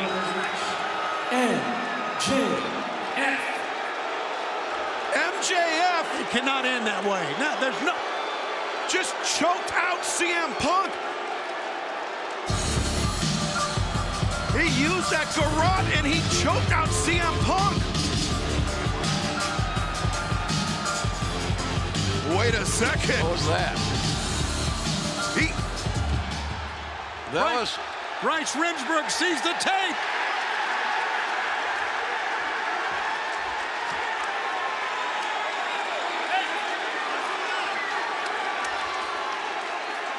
It was apparent to everyone. Ladies and gentlemen, may I have your attention, please? Referee Bryce Remsburg has ruled this match will continue. The right thing to do. Oh, wait, look at this. Roll up, he's got it. Oh, big right hand. Another one from Punk. One-armed man, but he's clubbing him down. And MJF sent pillar to post by CM Punk, and now Punk raining down right hands. Punk has found his groove. He's created more momentum in this homeward stretch. Good God. And MJF on roller skates. CM Punk. Manhattan drop. Or an inverted atomic drop. Yes, sir. And coming in with the lariat. MJF punishing, torturing the left leg of CM Punk, as you saw in picture-in-picture. You know, we haven't been too diligent on talking about these win-loss records, but MJF's 19-4 in this company. Oh, roll up here by Punk. 2. Whoa. And Punk's undefeated, And right? Punk has not lost yet. Oh, leg lariat by Punk takes down MJF. And JR, at the very beginning of this match, we mentioned what happened last week on Dynamite when MJF and the Pinnacle attacked CM Punk. That may be playing a role in Punk's inability to really capitalize here tonight, in addition to the damage done to the left shoulder and leg. Yeah, man. But, Very good point. but again, I go back to 22 years experience versus 6. And these were 22 years, and many of them on the road every night wrestling, right? MJF Biting. And the bottom. And he knows that Remsburg's going to be somewhat lenient on the bites because they're unsportsmanlike. But the bottom line is that you're not going to get disqualified more often than not for biting, unfortunately. Right, we didn't come this far. Right. To end in a disqualification. MJF once again now returning his attack to that left arm of CM Punk. But Punk taking a bite of his own. Punk showing that he's not a total non-carnivore, a vegan. Oh, wait a second, CM Punk. Wait a minute. Hey, this is... You're taking a Pepsi plunge. He hasn't done that move in 17 years. From the best of my recollection, speaking of CM Punk, Yeah, he's got a covering, JR. here's what it means, going deep in that far in your bag of tricks, that far in the arsenal, and coming up with that. I haven't seen that from Punk in over a decade. Punk coming down hard on that left knee, though, and again, slow to capitalize. CM Punk just rolling out of the way. A very effective tactic at this point. Yeah, MJF continues to roll. There you go. All right, we're going to take a look at that plunge again, Pepsi plunge again. Take a look at this. But again, look at how CM Punk's left knee came down. It came down in stages. First his foot, then his knee. Not only that, MJF kind of got the right knee, the right leg up to help soften that blow. So he probably didn't connect it with the way he wanted to. Both those things combined. It's amazing that CM Punk can remain vertical for any length of time whatsoever. It's amazing to me that he can stand and walk after the punishment that has been dished out by MJF. MJF got Punk up. He's looking for perhaps a tombstone pile driver. Punk trying to reverse it. All about the leverage. Got it. The leverage. With one arm and one leg, but MJF reverses. 2, no. The reverse is what it was, but that was what it was too. That may be the winner right there. The roundhouse kick drops MJF. If Punk can make this climb, he can end it right now. He's willing himself to the top. MJF in trouble as CM Punk Taking a big chance. All or nothing here for CM Punk in his hometown. Drops the elbow. 1, 2. Oh, no! Very last moment. Couldn't get any closer than that one. Both kind of bewildered that he didn't get MJF on that exchange. Man, I'm telling you, I'm not in the ring, but I'm spent. Spent. That has got to be frustrating, even deflating for CM Punk, but he can't allow that to affect his mindset. Punk willing himself up to his feet, drawing on the energy from Chicago. I've been told we're going to stay with this match for as long as it takes. So hang with us here on TBS. We've seen great matches. This is kind of a defining match in AEW. Oh, God. Wardlow. Now, this is most interesting because I don't know exactly where Wardlow's allegiance lies. Well, listen, I knew the Pinnacle was around. But I'm not so sure that Wardlow is representing the Pinnacle. Well, Wardlow does have that contract with MJF. That's the defining part right there. And he looks conflicted. This really puts a pressure on the referee. Interesting, he's slowly. We saw how slow to act Wardlow was last week, and now. Getting eye to eye with CM Punk. I don't like this. This is a little iffy to me. Yeah, this is not good. Wait. He walked away. And on one damn leg, he's going after him again. Punk looking over his shoulder. Yeah, well, he doesn't trust Wardlow either. Well, he just kind of stepped out of the way there.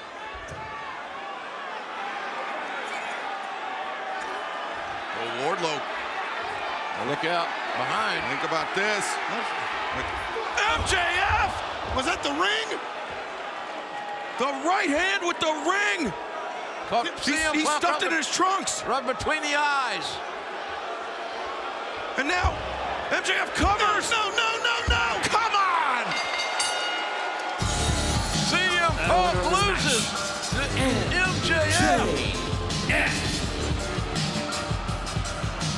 What a match, ladies and gentlemen. We've all been privileged to witness. Yeah, but the way it all went down. And this is undoubtedly the biggest win in MJF's career, walking in to Chicago, Illinois, and handing CM Punk his first AEW career loss. A classic matchup. Great continuity. Strategy is amazing. But to think that CM Punk would lose in the main event in his hometown is something I wasn't prepared for. All right, we're going to take a look at some of what went down early, and this is where he thought he had won the match. Now, CM Punk was put to sleep by MJF, but referee Bryce Remsburg doing the right thing, restarting the match. But, oh, wait a second, look at right there. Wardlow passed the ring to MJF. My God, you're right. And then that knockout shot, CM Punk wasn't aware of it. He wasn't aware of the use of the weapon, the lateral press. And Wardlow. Can you believe this night? And look, I believe MJF just passed the ring back to Wardlow. It was Wardlow. Damn! They got robbed in Chicago. Holy hell. My God, JR, how long have we done wrestling on television? But I've never seen anything this revolting. Yeah, well over 30 years. This is ranks right up there with the most revolting incidents that we've ever had live on television. It'd be a real shame if they dropped him. I would pay a lot of money. How much? Oh, I'd pay $1,000 to see him dump it over. Is MJF wearing socks, or does he just have grotesquely untanned ankles? I think it's the latter. God almighty. God, I hate this fight. Wow, MJF. Oh, God. Right here.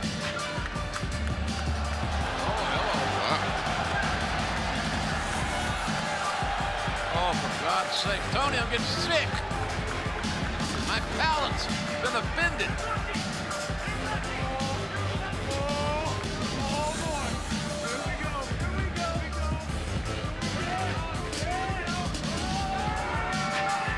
Pinnacle all come in for a celebration.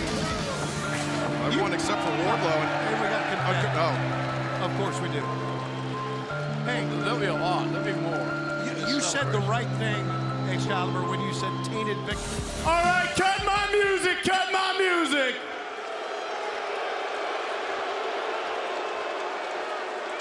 Oh, it's hot and AC tonight, baby.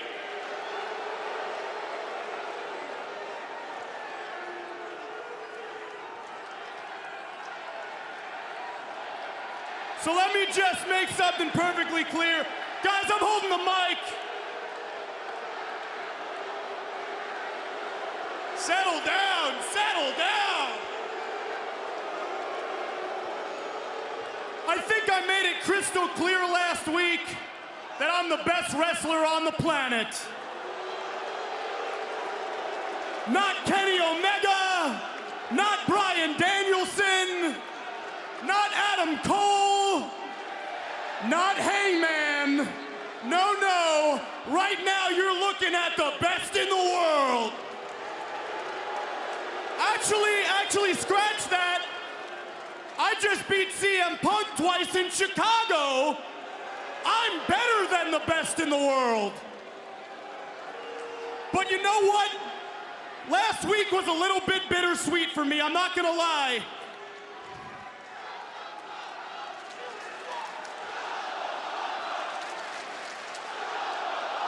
I'm just getting started.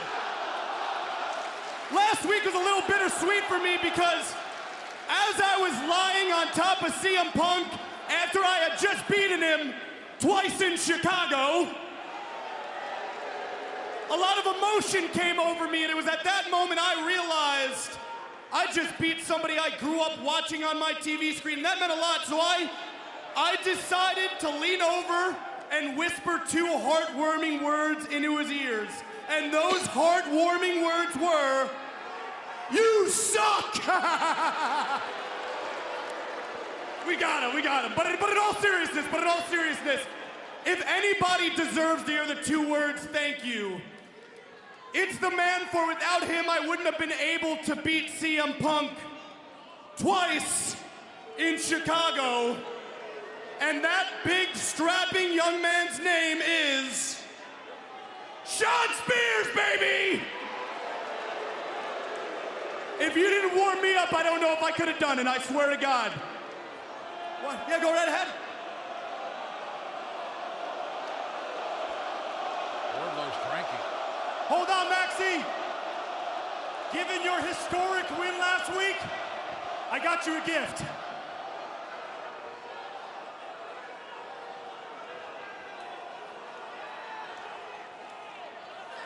That's your new shirt, baby! That's your new shirt!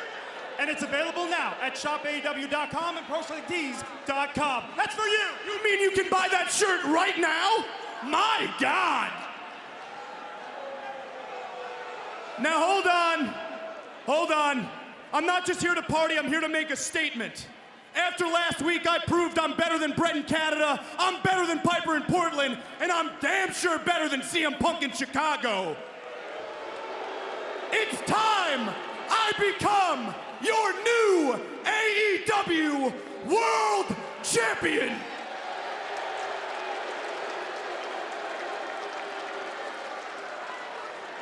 Me.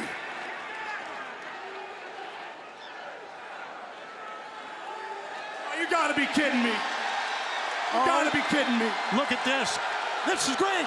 I gotta go talk to this guy. He shut him up, thank God.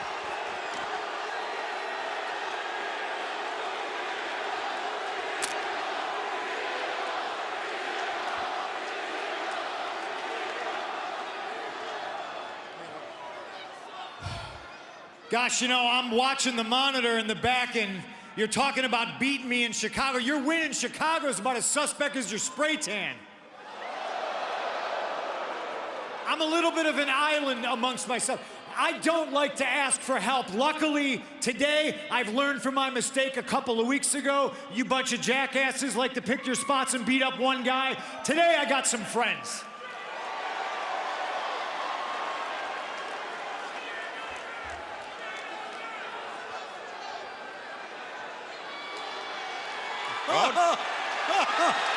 Darby Allin and Sting here. And they brought the lumber. Take your jackets off, get your dress shoes off. This is gonna go one of two ways.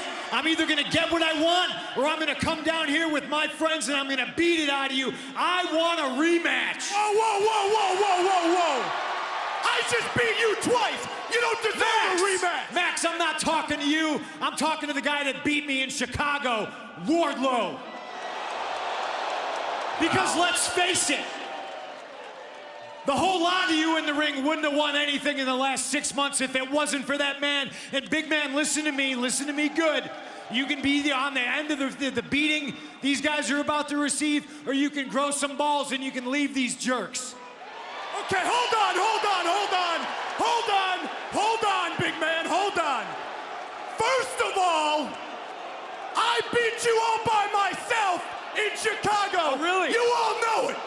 You hear him, Wardlow? You hear him? Hold on, and second of all, Wardlow hangs around us, not just because he's under contract with me, but because he's our best friend. Everybody knows that. Just shut up, Max. Give me a rematch. And third of all, give me a rematch. Punk, do you think I enjoy dressing like this, huh? Hell no, I don't even look good in a damn suit. But here's the thing, I am comfortable in my fighting attire, and you talking about rematches, well, you got the absolute best tag team in this damn world in the ring, and I'm begging for a rematch.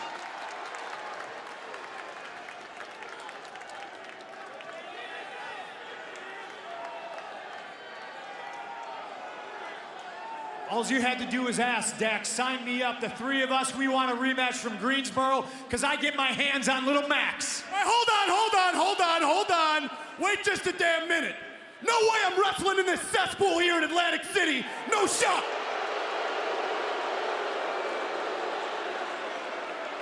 Plus, this actually does give me a little idea, though.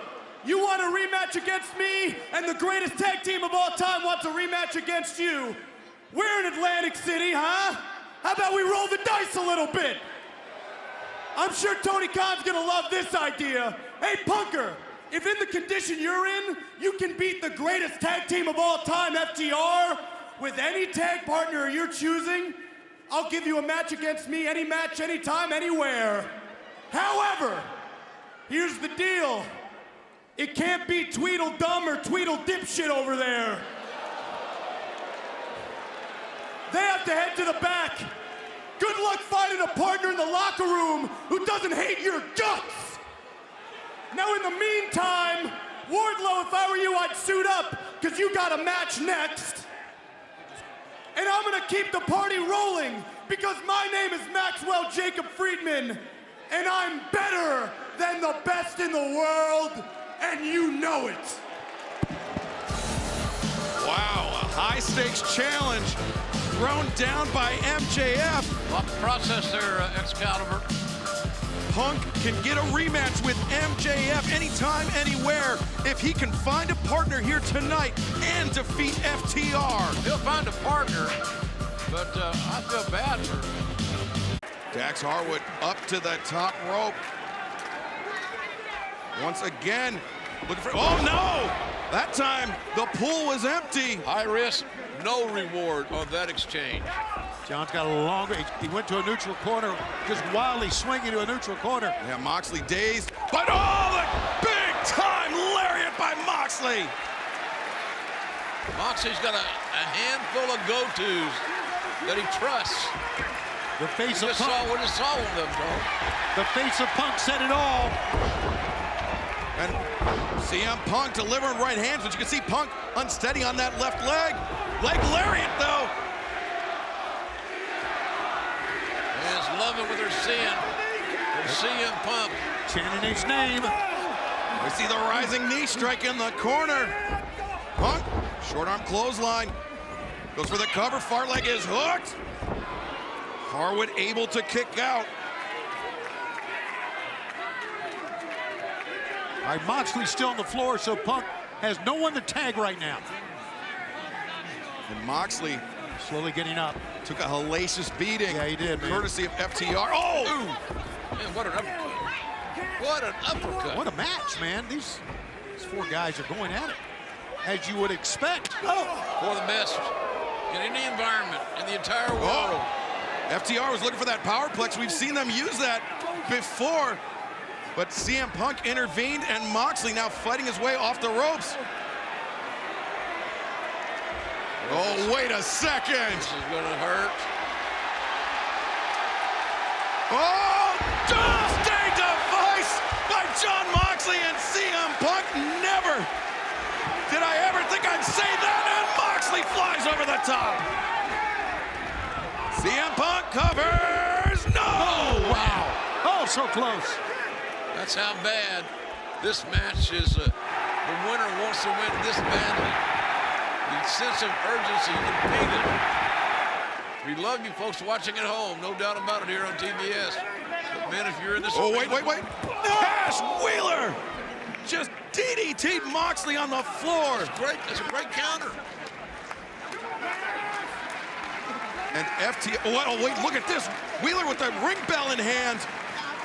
He's got Moxley neutralized. And Dax Harwood. Whoa, CM Punk floats over. Roll up here. CM Punk, 2, no. Oh, the ring bell. Man, what a shot right in the head. And the brain buster. They're going to steal this. 2. No, Punk kicks out. How the hell did CM Punk kick out of that predicament? He did because he wants that rematch with MJF so badly.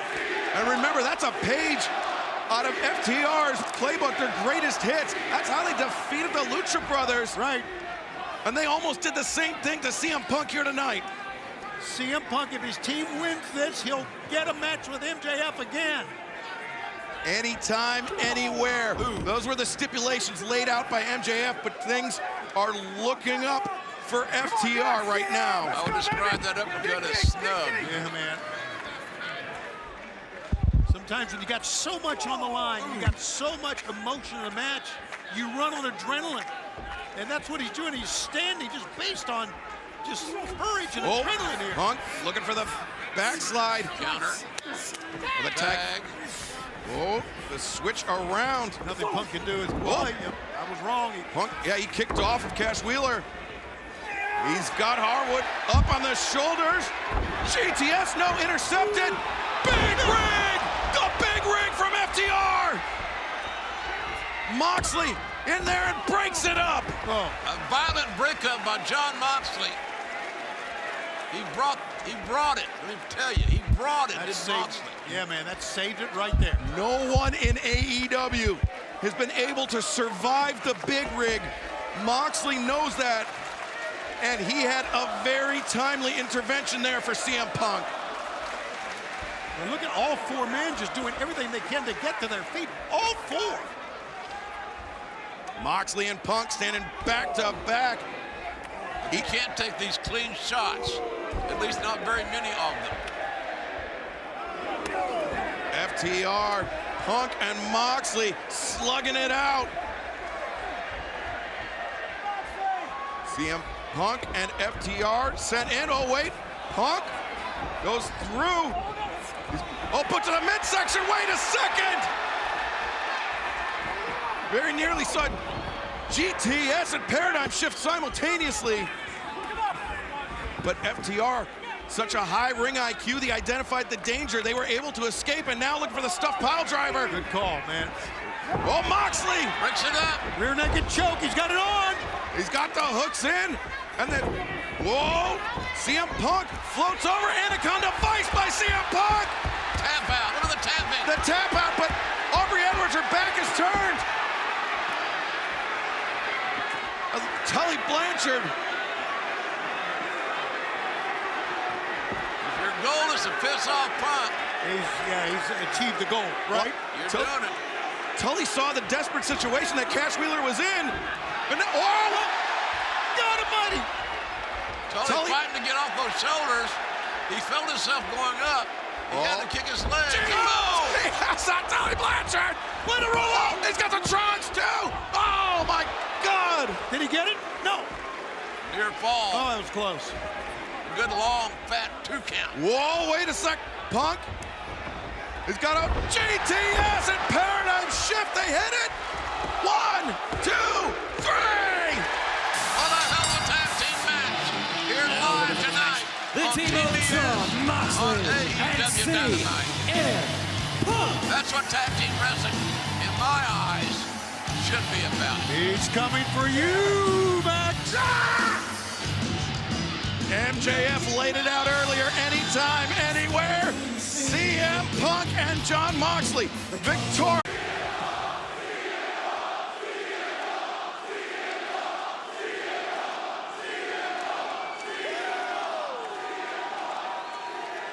If you don't know by now, you should. My name is CM Punk, and what I am is straight edge. I'm drug-free, I'm alcohol-free, and that means I'm better than you. Does that sound familiar? Those words I spoke for the first time over 20 years ago, and they became the foundation of my career. And I can sit here in Nashville, Tennessee, and feel pride that foundation grew into such a career that I have managed to inspire the next generation of professional wrestling. Some of them are sitting in the locker room right now. Some of them became wrestlers because of me. Some of them became straight edge because of me. Hell, some of them sit like I do. And then there's MJF.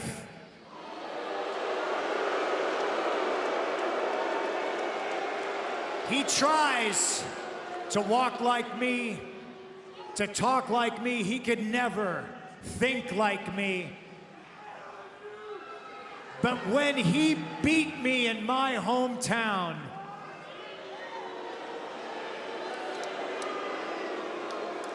twice, you would think that I would be furious, that I would be mad. But to tell you the truth, Max, I'm proud of you. Where you stray from the path is you fail to retain the knowledge of the lessons that you are being taught. Maxwell Jacob Friedman fancies himself Piper in Portland, Brett in Calgary, and Punk in Chicago, when in reality he's just shitty little Max from shitty little Long Island. The foundation of Max's career has been a ring that he has used to beat opponent after opponent, and it's a ring that he won with help from other people. So now the situation is this because of last week. Shout out to John Moxley, thanks for the assist. I now get to pick the time, the place, the date, and the match for my rematch with Little Max. So we'll get right to it. The time, probably right after sundown. The place is Orlando, Florida. The date is March 6th. The pay-per-view is called Revolution.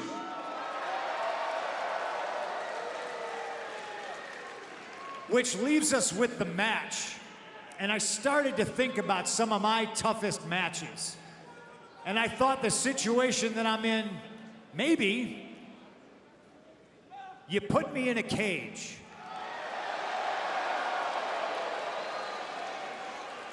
No, but let's be honest. I've seen Wardlow. I'm sure he can climb a cage. And Max can still run. Max can still climb out of a cage and run from the lessons that he so desperately needs to be taught. Piper in Portland. So I go back into the vault and I think of these matches that I've had with legends, matches that were hard. And the cage matches seem like they were easy because, believe it or not, ladies and gentlemen, I've won more cage matches than I've lost. And losing got me thinking of what are the toughest matches I've ever lost. And the ironic thing about losing a tough match is that's when you learn. Those are the lessons that I really retain, because we need Max to learn some lessons. So I thought back on the toughest matches of my career, matches where I've literally left pieces of myself in the ring. And I think Piper in Portland. Piper in Portland. Max, you want to be tethered to Piper so bad, you're going to have to be tethered to me. And 2 days removed from the Hallmark holiday, Valentine's Day, I'm left without a Valentine, and it's very poetic that I get to ask you the question, Max. Piper had his, now I have mine. Maxwell Jacob Friedman, will you be my Valentine?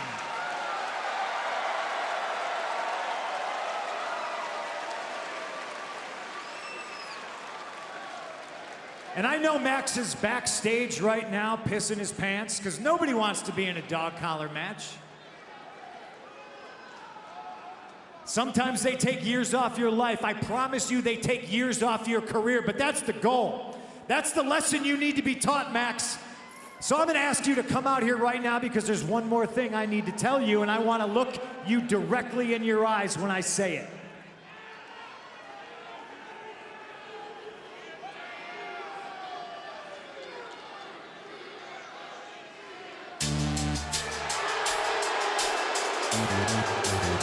Well, this is getting most interesting, gentlemen.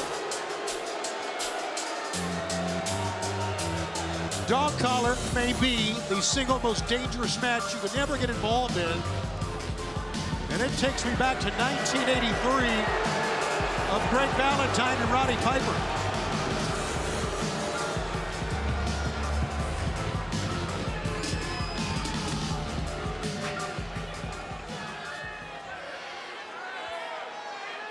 I want you to take it all in, Max. And I want to leave you with this. This picture.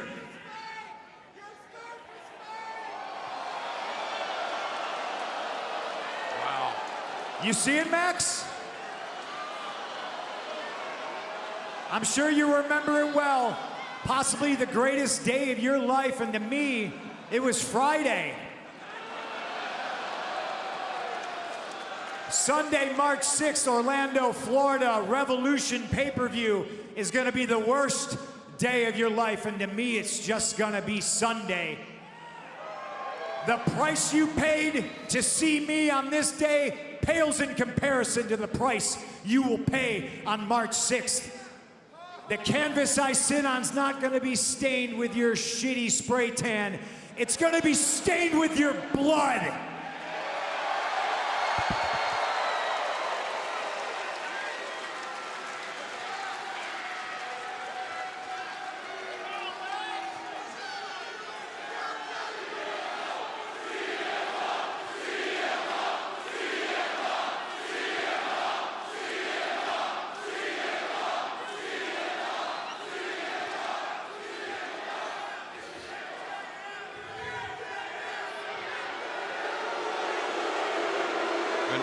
Look at this.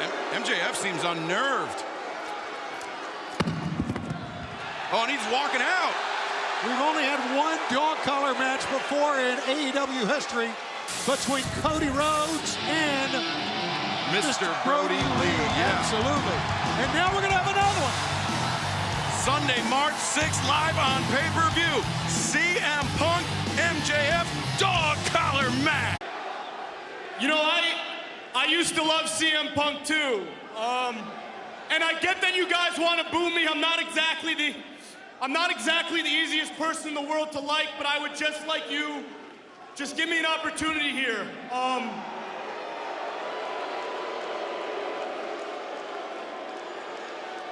You know, CM Punk, he showed a photograph last week, and he said that for him it was just another Friday. Well, for me it wasn't. Because I know it's really easy to think that I was raised with a silver spoon in my mouth. I know it was really easy to believe that you people understand my upbringing. But the fact of the matter is, at one point in my life, the only reason I got out of bed in the morning was because of professional wrestling. Just like all of you, I love professional wrestling. I love AEW. And yes, you know what?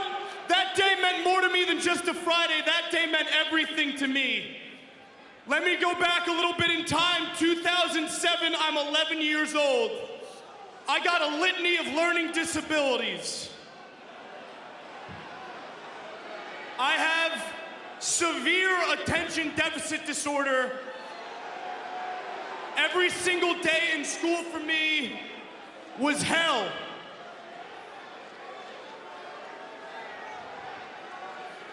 But the one thing I was good at was football. I tried out for the team. I was one of, only 2 Jewish kids that tried out. We got Jews in the house?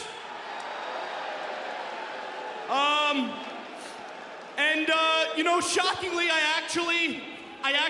the coach decided to start me as a middle linebacker, and that meant everything to me because for once, I thought I fit in. And then the next day at school, I'm walking the hallway of my school, and I see my teammates walking up to me. And I'm excited because for once in my life, I actually think I'm gonna make friends. And they look angry. And in their hands, they're holding rolls of quarters. And all of them decided to throw the quarters at me as hard as they physically could. And they said, "Pick it up, Jew boy, pick it up." I went home and I cried and I cried and I cried, but finally I stopped because I realized today's Friday, and that means tonight I get to meet my hero CM Punk at an autograph signing. CM Punk, my hero, the guy I looked up to. CM Punk, the best in the world.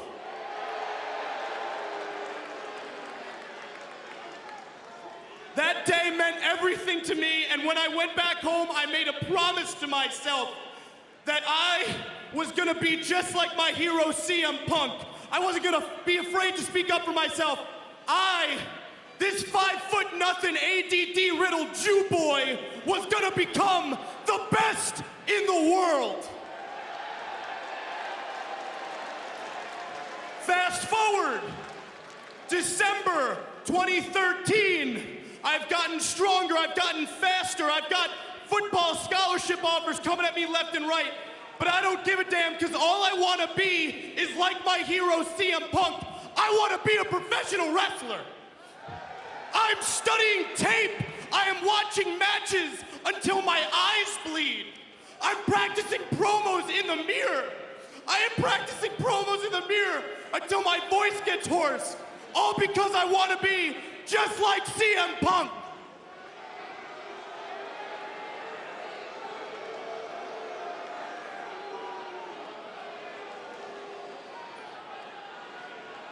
January 2014, you leave me when I needed you most, when I believed in you.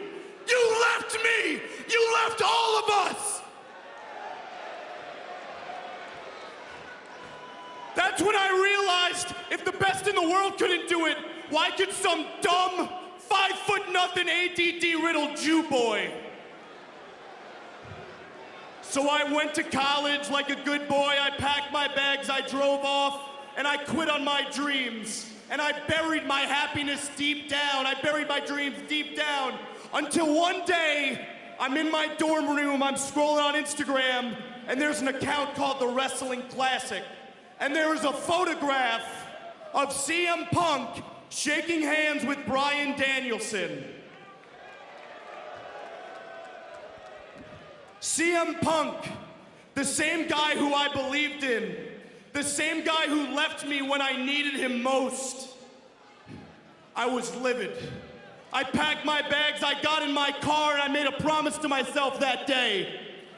I made a promise that I was gonna become the best in the world in spite of CM Punk.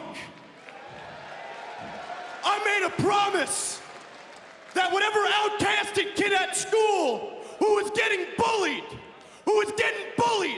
had me to watch on his TV screen, and I made a promise that I wasn't gonna leave him high and dry, just like you did, Punk! You gutless coward! At Revolution, March 6th, you can choke me with the chain, you can whip me with the chain, you can make me bleed buckets, but I will not quit, because if I quit, then I'd be no better than you. And we all know that's not the case, because my name is Maxwell Jacob Friedman, and I'm better than you.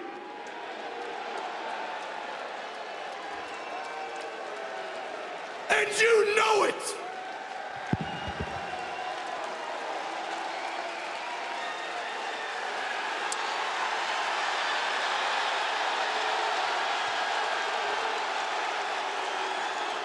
The aforementioned Mr. Punk making his way to the ring after very emotional words. I don't think I've ever heard MJF speak from the heart like that. Listen, I had 5 kids. A couple of them had ADD. It's no joke, man. I get it. I can't believe what I just heard. I understand. And bullying is a serious matter, man.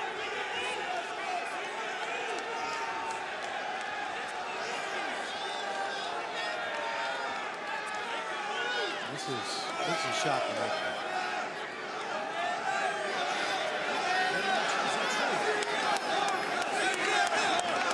Is it true? Is that real?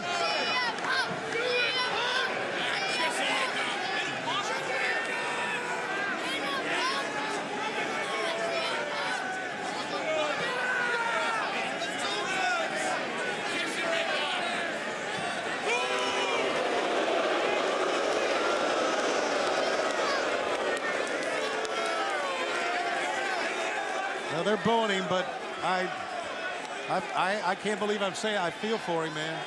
And Punk is conflicted, but I used to wake up every morning, splash water on my face, and I'd look at myself in the eyes in the mirror, and I'd ask myself,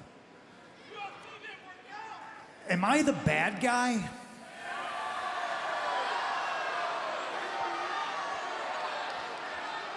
I never really had an answer, and of course, I don't truly believe that everybody thinks that they're the bad guy in their own story. I mean, up until a week ago, I was certain that Max was the bad guy. And I'll say right now, I think what Max did last week, for him to come out here and bare his soul like that on national television, I think that takes courage. And it's courage that, yes, I did not think he had. He spoke about a lot of important things, a lot of deep things. But I also can't shake the feeling that I'm being gaslit.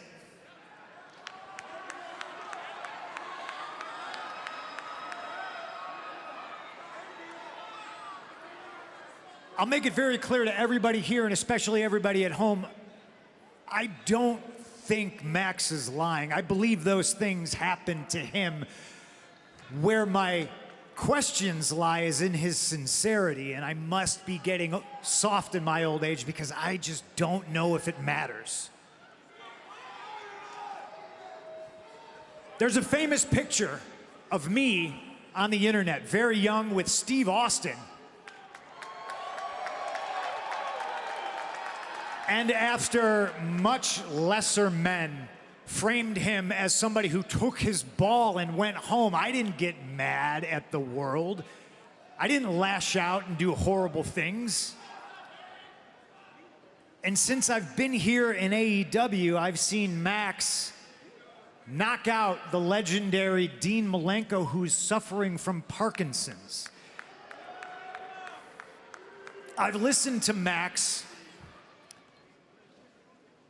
bury Brian Pillman Jr.'s father, the late, great Brian Pillman, in his hometown. I had to sit in back and watch Max say awful things about Darby Allin's uncle.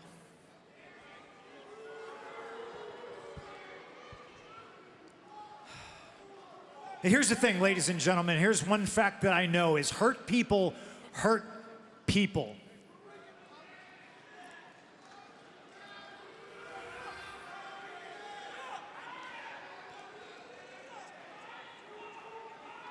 When I came here, Max stood in front of me, he introduced himself to me, and he stuck his hand out, and I didn't shake his hand. Now, am I to blame for all these horrible things that Max did? Am I Dr. Frankenstein and he's the monster?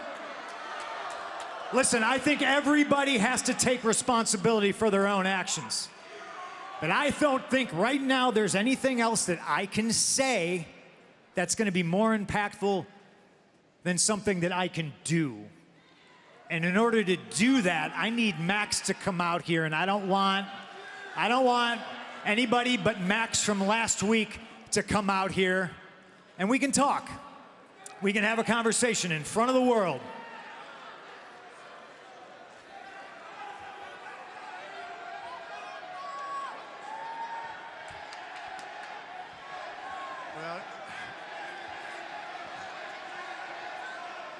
He was having trouble finding his words there, which you really don't hear.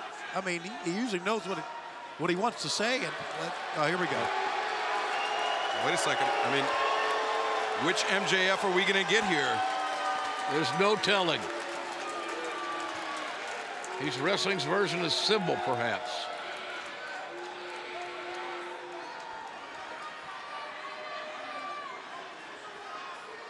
Dog collar, Sunday night pay-per-view.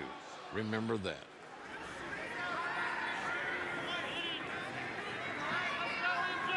So here's the thing, Max.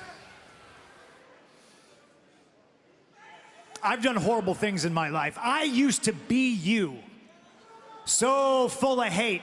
But listen, man, I poured alcohol down an alcoholic's throat. I covered a legendary wrestler in the ashes of his dead beloved manager. I mocked a wrestler's addiction until he lost his job because of it. And I'm here to tell you right now that all that hate, it's not just gonna keep you warm, it's gonna burn you up.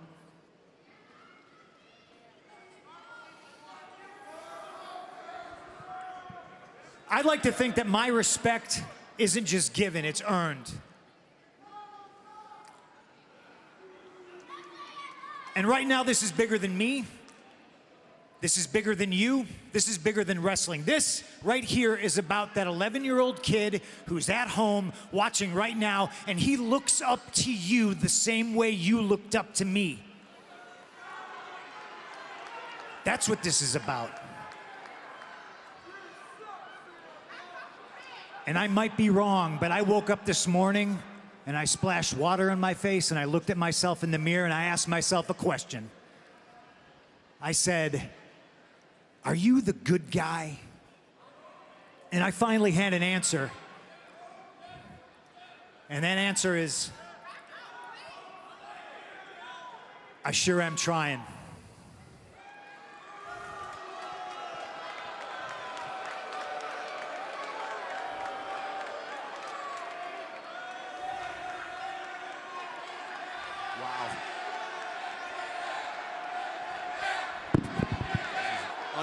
Unlike any dog collar match in the history of wrestling. Wow. I didn't expect that. No. Well,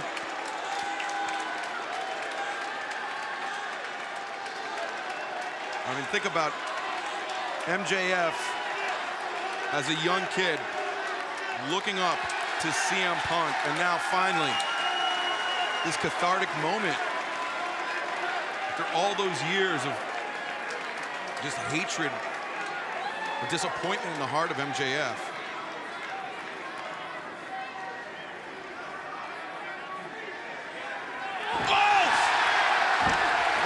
Right down the middle. The low blow. Almost feels premeditated.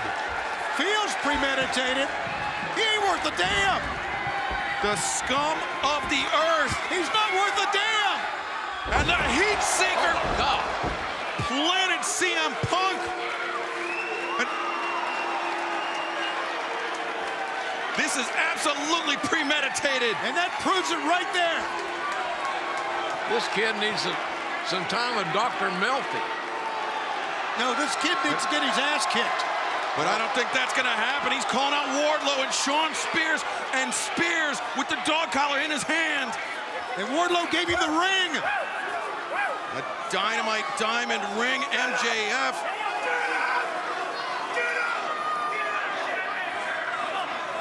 Look at the hate in the eyes of MJF. He wants to take him out before Revolution. He doesn't want that dog collar around his damn neck. Oh, the dynamite diamond ring. Right in the head. Right in the head. And down goes Punk. And Shawn Spears just hyping up MJF as MJF teeing off. Oh, look, FTR coming to ringside to run interference on AEW security. Yeah, the Pinnacle coming together.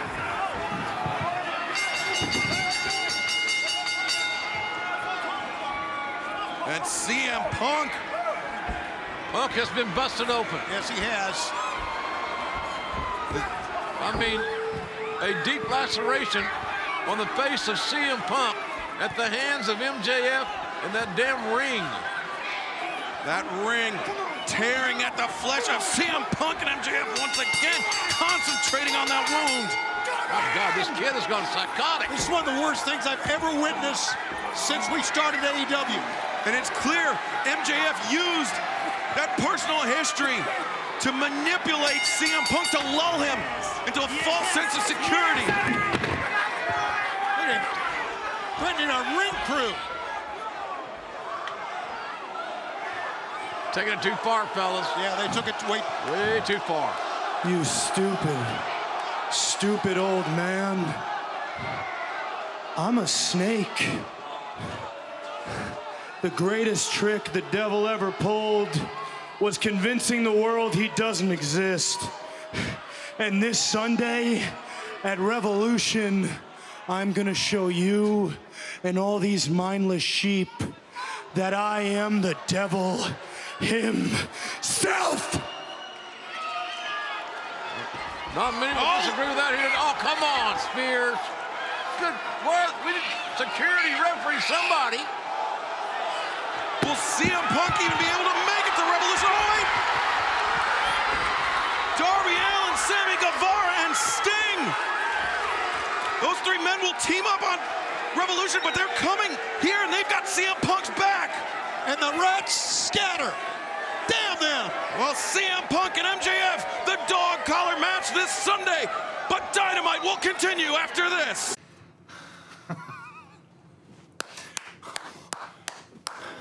Woo!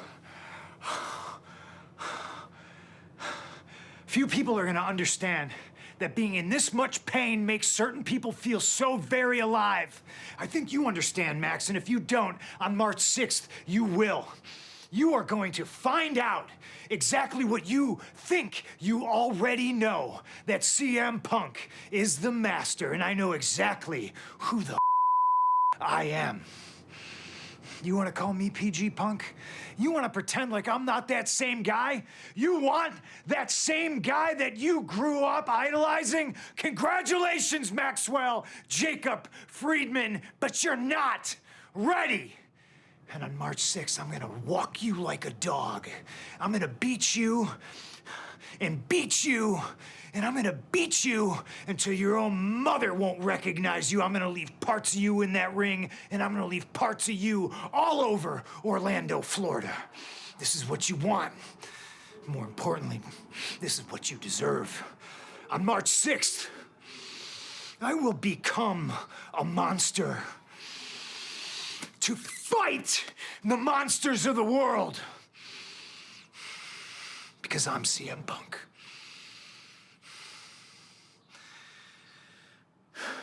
And I'm better than you.